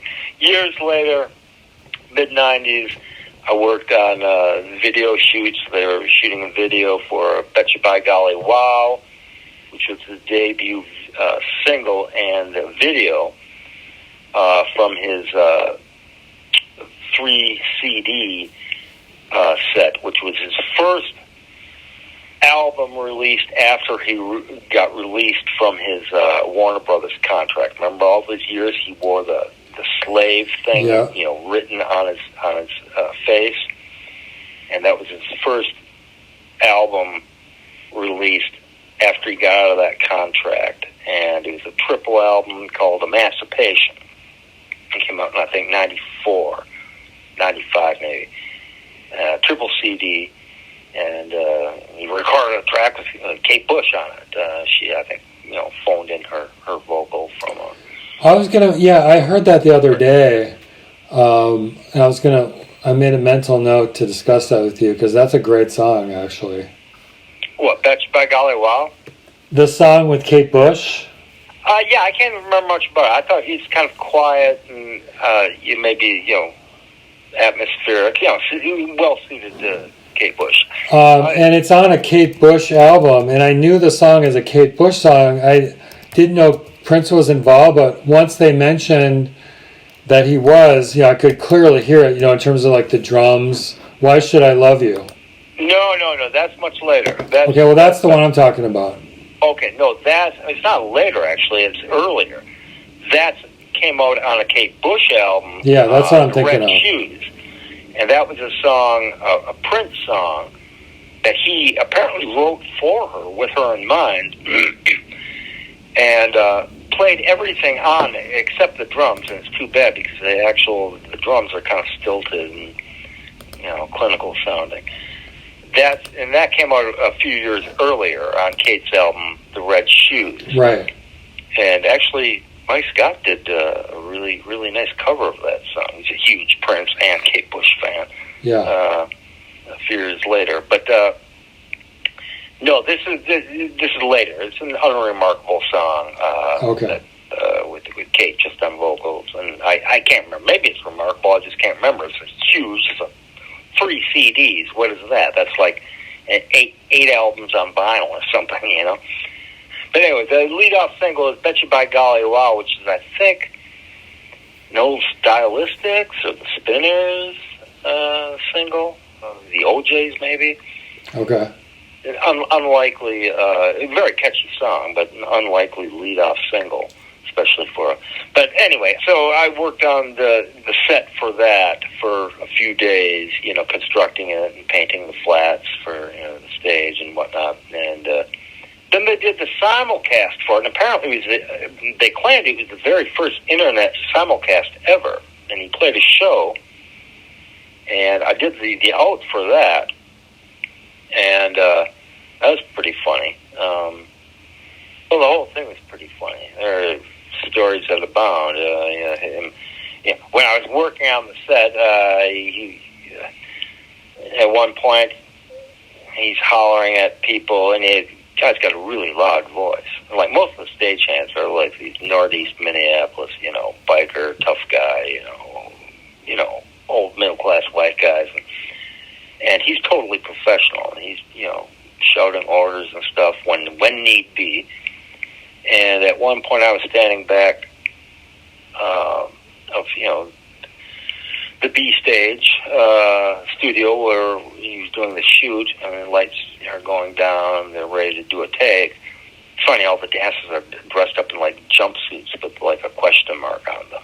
You can see it in the video, YouTube. And there's some light getting through, and people are hollering and yelling, and I have no idea what anybody's talking about. Finally, somebody hollers at me, pointing to me, and he's pointing at me too.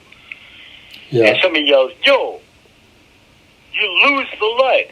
There's some light peeking through the duvetine, the black, drape that's, curtaining off the space into the loading dock proper. Yeah. And whoa! And so I run.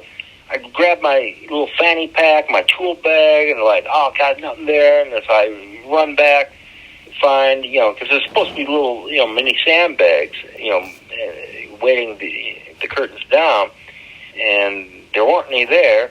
And I find some clothespins in my work bag. Use 5 of them or whatever to seal off the light, and it was done. But the dude yelled at me, "Hey!" He's got a loud voice. Well, I was told, never look at the guy. Don't look him in the eye. Don't address him. If you have to talk to him, address him as boss. Yeah. And the guy who told me this was Chris Floater Malone. Rest in peace. He just died, I believe, this year. And Chris worked as a lighting guy for many years for Springsteen. He's a tough little Irish guy from Boston. And in fact, Bruce went to Chris's wedding. He was a local 13 guy, but he's a film guy, local 90 guy, the film union, and big man on campus, but a personal friend of my brother Chris, and whatnot. And he refused to call Prince boss. He said, "You call him boss. I don't call him boss. Bruce is the boss."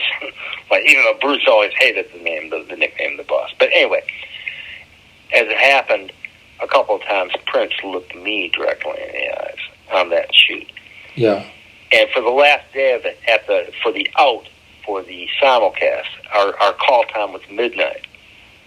And there's all these people, local celebrities. Robin Robinson, do you remember her, the newscaster? Yeah. From Channel 9 News, and she's there. She's a big music supporter, local music supporter. But all kinds. The place is packed, and the guy won't stop playing. So we get there, and there's all these people backstage, in the same Studio B, the B stage, and he's still on stage, in the next room, and he won't stop playing. And it's like, holy Jesus. And it's like an hour or something, we're all hanging there with our gear bags and whatnot, me and my buddies, Andrew and John Levy. I'm saying, finally it stops, and big roar of the crowd, massive roar, and like that. Okay, finally the guy stopped. We can get to work. And I'm saying these words to my buddies. I'm saying something like, blah, blah, blah. a bunch, and now, of course, I'm yelling. The place is packed. It's noisy as hell. And the music has just stopped, but it's still noisy. I'm saying, yeah, a bunch of really expensive hands standing around doing nothing. And right as those words are coming out of my mouth, the dude walks right in front of me while I'm yelling these words to my buddies. And I just turn my head slightly, and there he is walking right in front of me with his head staring straight at me, looking right at me. Uh-huh. Whether he heard what I was saying or not, I have no idea. It doesn't matter. You're not supposed to look at the boss directly in the eye. A lot of celebrities and musicians, have those rules. That's right. For good reasons and bad reasons. Doesn't matter, but it happened a couple times just on that shoot alone. I don't know, maybe the guy thought I should be a dancer in one of his videos. I don't know, something. Maybe we were kindred spirits from another lifetime or something.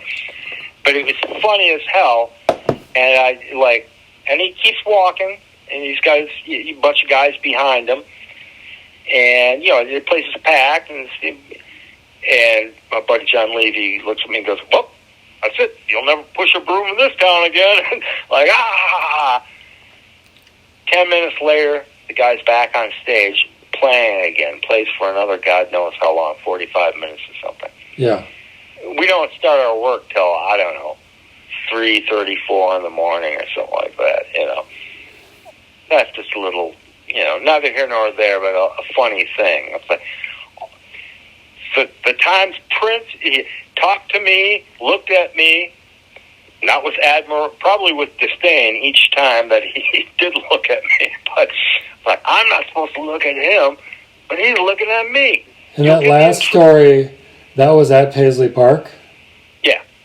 Okay, so we should just mention in the podcast that studio where he recorded a lot of his music is in Chanhassen, Minnesota, just west of Minneapolis, and it's now a museum / tourist site where you can buy tickets. You can see his recording studio. You can see a lot of his memorabilia. I think he lived there. It's a large complex, and people can actually go tour it. Well, he died there, too. And he died there. That's right. Yeah. Apparently, I don't know if it's true, but I don't think it's, salacious or, controversial, but I believe they have his ashes in an urn, which you can... Well, they did. I think when I've toured it twice. Once when they just opened. At that time, they had like a miniature version of Paisley Park in a glass case, and I guess his ashes were in there. And I think shortly after that, I don't know if they thought it was too morbid or someone else claimed the ashes. I don't think his ashes are visible to the public anymore. That's probably a really good idea. I don't think it's a good idea. There are all kinds of nutty people out there who might, nefarious intent with but the most interesting part of the studio tour is in the studio. You can see, you can go in the control room. You can see the room where he recorded, and they play some tracks, kind of jazz funk type of stuff he was working on, near the end of his life that I don't think has been released, that they play through the big stereo speakers, which is kind of interesting. Yeah, it's funny. When I was out there, I remember my first impressions. I did another job later, which is just like a 4-hour call, and that wasn't, none of this work was through the union, the Local 13 IATSE. They were just through my then brother-in-law, who, just connections from people who were, Local 90 and Local 13, just, all around connected, people. He had set up a little rehearsal stage in the back loading dock, which had, a basketball hoop. The man was a big fan, apparently a very, very good player. And, Minneapolis North High School, and continued to, be an active player and fan. But when my very first impression when I showed up for the Bet You By Golly shoot, we're just, loading in, they're just starting to set up the stage and whatnot. the place is just in chaos. There was a purple grand or maybe baby grand piano, I believe a Steinway, with a soundboard, just gutted with a soundboard out laying on the floor next to it. There was at least one of the cymbal guitars. Remember his cymbal? Yeah. That became his name for a while. The artist formerly known as Prince. He just had a cymbal, and he had a couple guitars made. Just sitting there, leaning against the wall. Yeah. And apparently the story goes that actually some kid did some work out there, stole one of those guitars, and tried to pawn it, and that's when he got busted. Because you just don't go around pawning Prince's guitars. And he got busted. And the reason he did is because he didn't get paid. Okay. And that was an ongoing thing. And it happened to me. You didn't get paid? After one of these calls, it wasn't the Bet You By Golly Wow thing. It was, I believe it was about a year later, doing the, breaking down the rehearsal space on the loading dock. A very short 4-hour call. Yeah. And, I remember that well. When we finally got our check from our lead man, Chris Floater Malone from Boston, rest in peace, our checks weren't signed. They weren't signed. So, I went to first, my brother Chris went to the bank, my brother Matt went to the bank, but what the hell's the deal? I went to the bank, the Norwest Bank, and they're now, not Norwest, they turn into Wells Fargo. Yeah. By Lake Harriet on West Lake Street there. And that was the branch. And, I'm getting ahead of myself. I called Floater and I said, what's the deal? And he said, none of the guys, checks were signed. So, okay. And he said, well, can I just sign it? He signed it, and he said, nah, let's keep it, keep it right. I'll be over, I'll pick, my brother Matt and I were living together, pick our checks up and get back to you within, 2 days. And he did, and the checks were signed by Prince himself. Uh-huh. Prince had nobody running his affairs. Prince was running the studio himself. Actually, he wasn't. His chief janitor, maintenance guy, a guy named Chief, was running the place. He had no accountants. He just had nobody there. The dude wasn't interested in money. So what's the deal with the checks being unsigned then? Okay. He was doing his own accounting. They come back, Prince's, what his signature looks like? What? It's a bunch of concentric circles. Okay. All right, thanks a lot, dude. I could have done that, 2 days, 48 hours, 72 hours earlier. So I go to the bank, and, first my brother Matt went to the bank, but their funds are not available. So I go down there. It's 4 hours. I think our rate of pay was something like $18 an hour at the time. Big chunk of change in 95, 96 for me. And it's a Friday. It's busy as hell. There's a Minneapolis cop in uniform working security. Finally get up to the counter. I'm expecting them to say funds not available. I say, I'll cash it. A minute or two later, funds not available. I say, this is Prince. The check said Jam of the Year Enterprises. Jam of the Year was the previous tour, so there were checks, a dedicated checkbook to his previous live concert tour. I said, this is not acceptable. The check is for $80 or something like that. I want to see the manager. And it's busy, and I'm expecting that just trouble, and I had made up my mind, and I was 100% sure of what I was going to do. I was glad there was a Minneapolis cop there, because I was going to refuse to leave and make them escort me out. And then I was going to call WCCO, KSDP, all the news stations, and tell them Prince could not pay me $85. Yeah. And, so I was glad that an actual cop, not a security guard, was there, because that would make it more official. And she went and futzed around for, it seemed like, I don't know how long, but a long time in a bank, 10 minutes or something. And there's people lined up behind me and all this. Finally, she came back and said, yeah, sorry about that. So, oh, okay, thanks. She's giving me the cash, and so what'd you do? She said, we took it from another account. Thanks a lot. You couldn't have told me that early. I didn't say that to her, but it's like, you know who Prince is. I know who Prince is. You couldn't have told me that, 20 minutes earlier. It's just bad accounting. The guy, it was notorious during those years, during the 90s. The guy he had nobody running basically. He was losing money right and left. He was getting ripped off. He was having people steal his guitars. His grand pianos were sitting around just gutted on the B stage, sound stage. I guess that's the myth is true. That's all he cared about was making music. Yeah. Just didn't care. He was signing his own checks for, not official people. I wasn't with the union or anything. With the Local 13, this wasn't a union job. Yeah. Obviously irritated me and pissed me off to no end, but it also, in retrospect, it kind of gave me a little more appreciation for him and a little more, respect in some fashion that the guy really didn't care about money.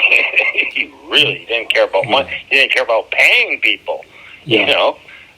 He just has somebody else's job. Oh, there's nobody else to do the job? Well, I guess I have to do the job. I'll sign the paycheck. Oh, I forgot to sign the paycheck. Well, I'll sign the paycheck, but I'll give you, from a checkbook, which is defunct, from an account at the bank, which is defunct. Oh, sorry about that. Well, oops. I don't think it's malicious on his part. But anyway, there's... All right. We never did touch on Dylan.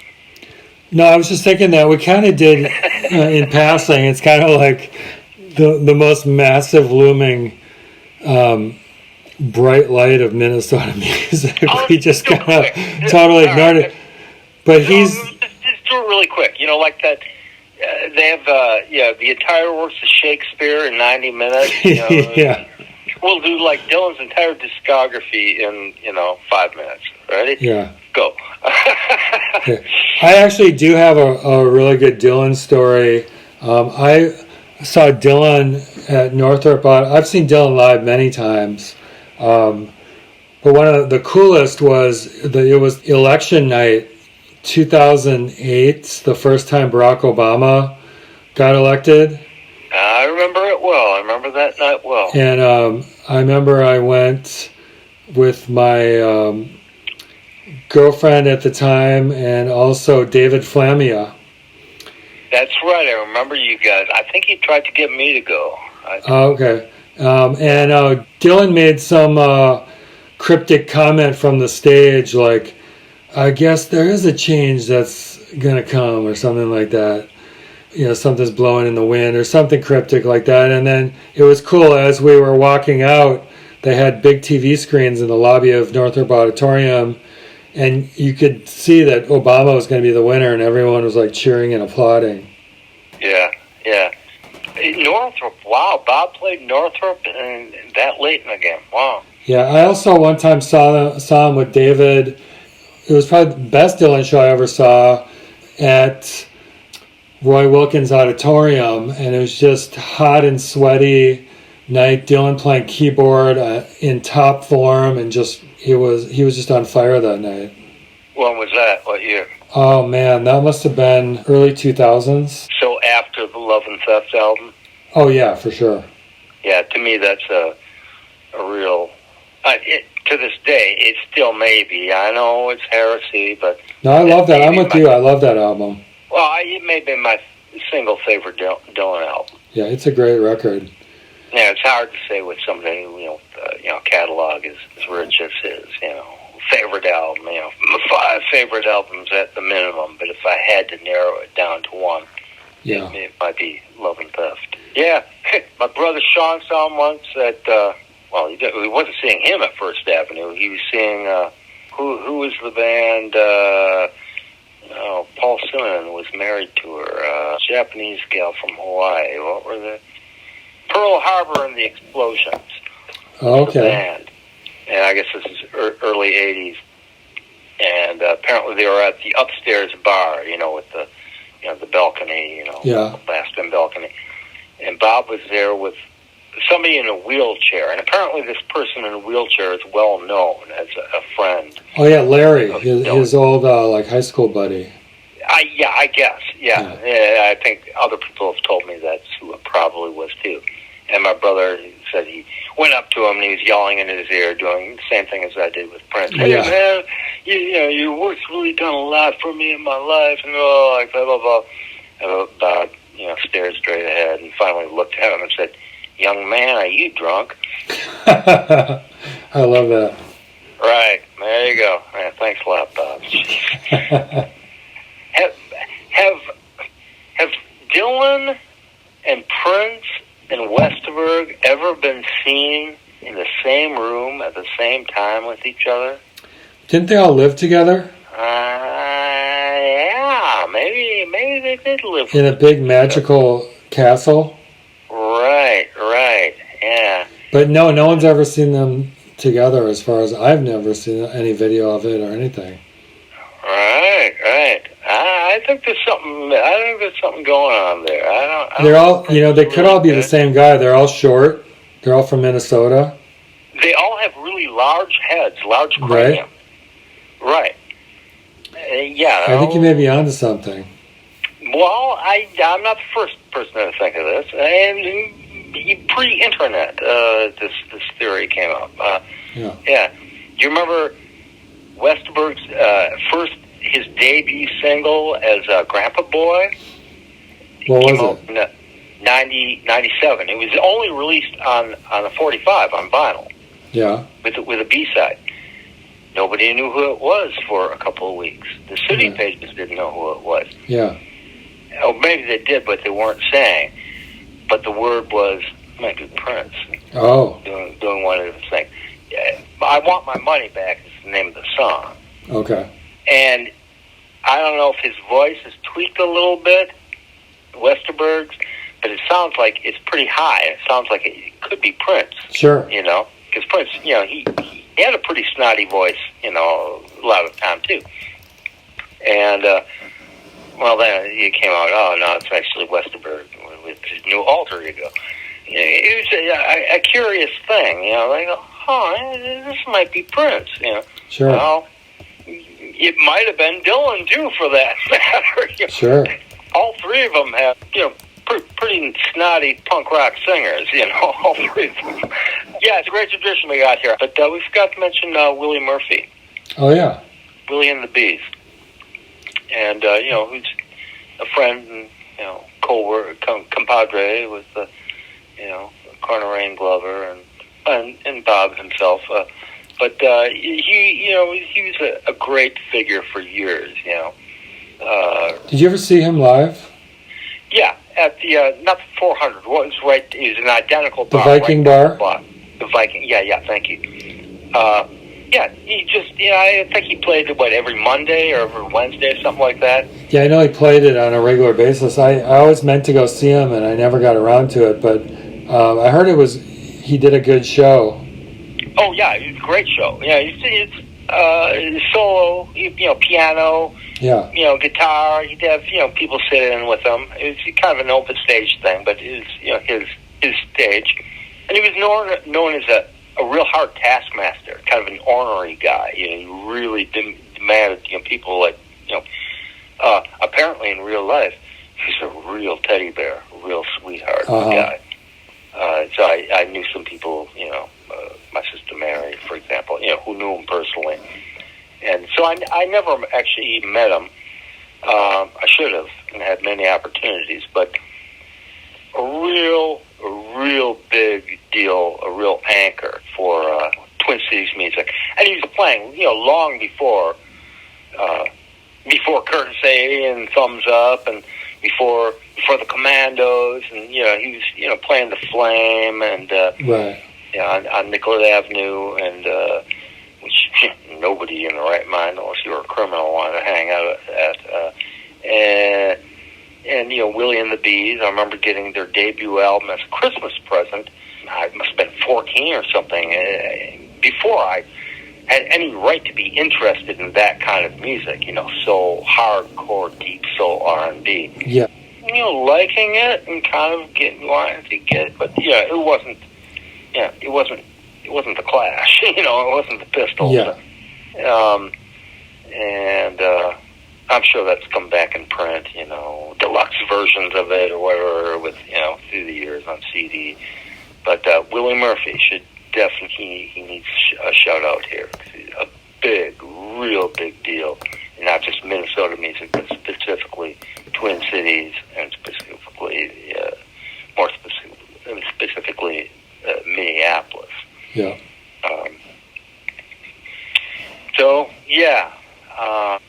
It's a great town. What is it? What do you attribute it to this rich musical, not scene, but sort of heritage that we have? I'll preface that with, of course, I think somebody asked, an interviewer asked Richard Thompson, the great Richard Thompson, who you and I are going to see in about a week, asked him why British musicians were often so adept at the blues and country and African-based style music. Why they were so adept at it. The first wave, Beatles and Stones, and all those great acts. And Thompson's thoughtful response was, he said, "Well, it's very cold. It's a very cold, geographically area, but that lends itself to certain coldness of spirit and attitude." And I think you're basically saying, well, we're just bummed out people. We're just and so we gravitate towards the heat of African based music, the warmth of it. So I don't know. What do you think? Do you have any final thoughts on? Yeah.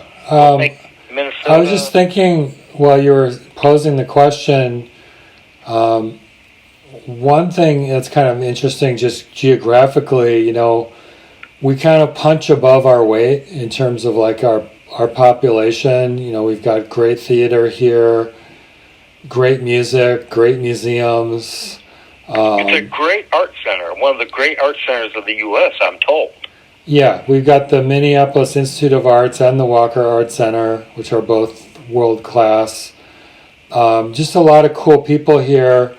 There's something geographically, we're kind of right at the edge of the last stop after Chicago, if you will, until like you get to the West Coast. You kind of hit the Wild West in a way if you're traveling from east to west.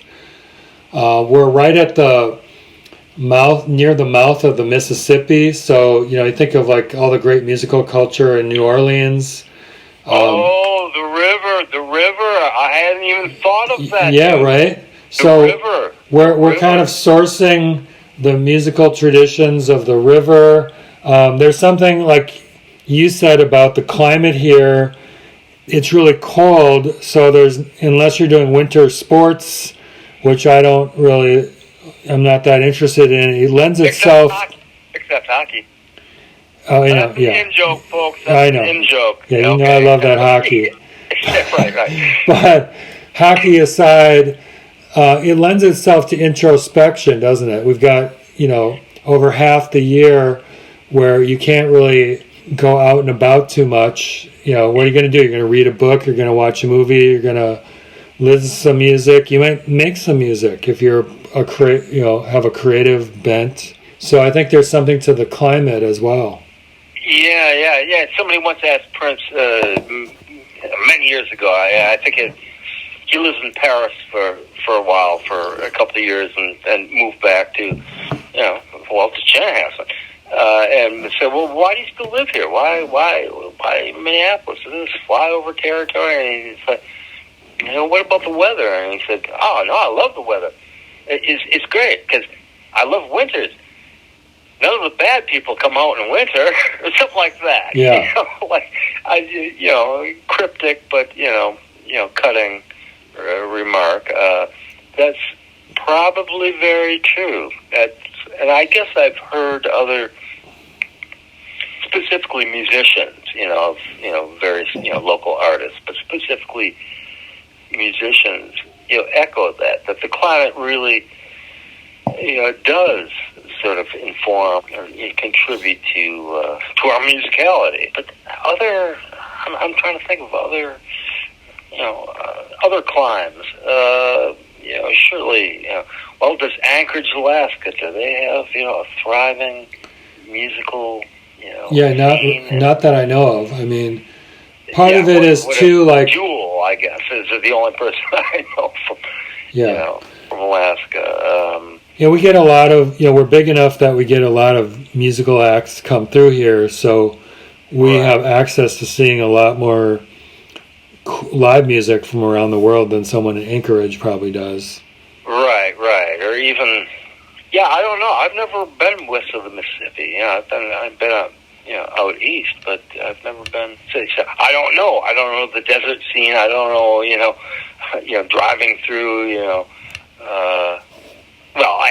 That's neither here nor there. But people say something similar about Seattle, because it's so rainy. That lends itself to kind of introspection as well. And apparently a very, very big, arts town as well. Yeah. There's a lot of, if you went there, you would feel a very similar vibe to Minneapolis in a lot of ways, just in terms of the ethnicity of the people there and just the vibe. But it's just bigger than Minneapolis. We have that you're going for us, which is obviously only a good thing, is that we have this. And you like to use the word diversity. I just call it a whole bunch of different people. Yeah. We got, after Mogadishu, we have the largest population of Somali people in the world after Mogadishu. We have that going for us. We've got one of the largest Vietnamese and Hmong populations outside of Southeast Asia. Right. Bringing everything, from music, food, just, culture in general, and integrating the native cultures with our, oh yeah, you betcha, oh yeah, sure, which of course is garbage. Nobody ever spoke like that. Maybe in northern Minnesota they do a little bit, but and God bless them if they do. Yeah. But it's almost more a Canadian thing. But it's interesting, the Ethiopian music. I don't know if you listened to that Joe Boyd thing I sent you yet, but in one of the interviews, he points out how like a lot of those Ethiopian musicians and in different places in Africa were listening to people like Benny Goodman or other American musicians, and then feeding it back through their own filter. So like these traditions, and then African beats influence American musicians, and it's just always this cross cultural pollination. It's not as pure and isolated as people think. Oh no, that's an excellent point. How do you think we got reggae, right, ska, blue beat, rock steady? How do you think they got the dudes in the West Indies, Jamaica and St. Thomas Island or whatever, they were picking up radios from distorted radios from Miami and the Gulf Coast, and so they were hearing rock and roll and country, heavy hard count, music idioms. Right, I think there's their own twisted take on R&B.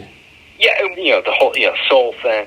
Supposedly, one theory goes is that through the distortion, the bad signals, across the water, they just got their timing mixed up, and so they play the beats backwards.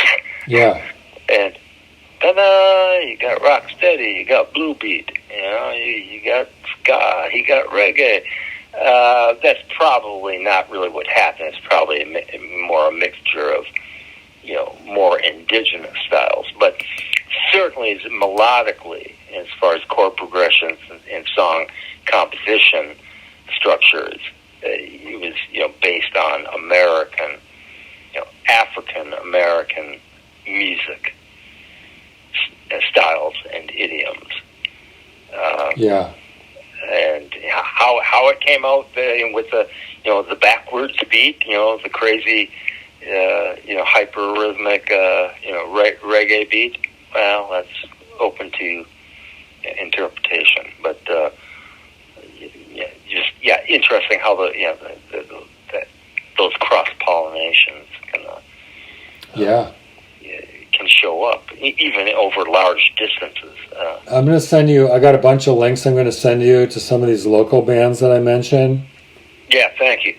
As Joe Strummer once said famously, what was it? No input, no output. Something like that. Yeah, you got to have input in order to get output. Yeah, we're going to jack up your input. Yeah, it's necessary these days. While I'm talking to you, I'm staring at the picture of the Grandpa Boy I Want My Money Back EP with this guy sitting on a toilet. Yeah, and then that's all Paul's artwork, and then the back of the 45 is also funny. Yeah.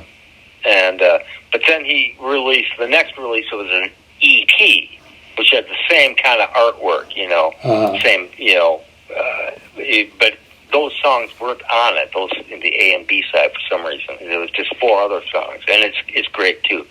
But it's the inside liner notes are really funny. Something like, "Grandpa Boy was born somewhere. Do not try to be his friend. He will not like you." Uh-huh. "Oh, Ma, look, the little animals are dead." "No, honey, they're just resting."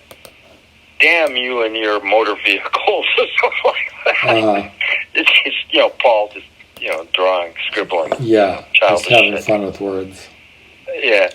Yeah, if you don't know, I Want My Money Back, it's like a minute and 30 seconds long or something like that. You should listen to it. It's just, sure, he's using a drum machine on it, but otherwise, he plays everything. Yeah, I'm going to listen to it. Really rocks, and you can see why people, might have thought for a couple minutes, is this Prince?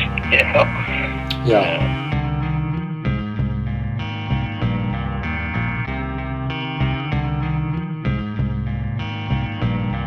Thanks for joining the Culture Drop podcast. That was part 4 on our series on the Minnesota music scene. We'll catch you next time.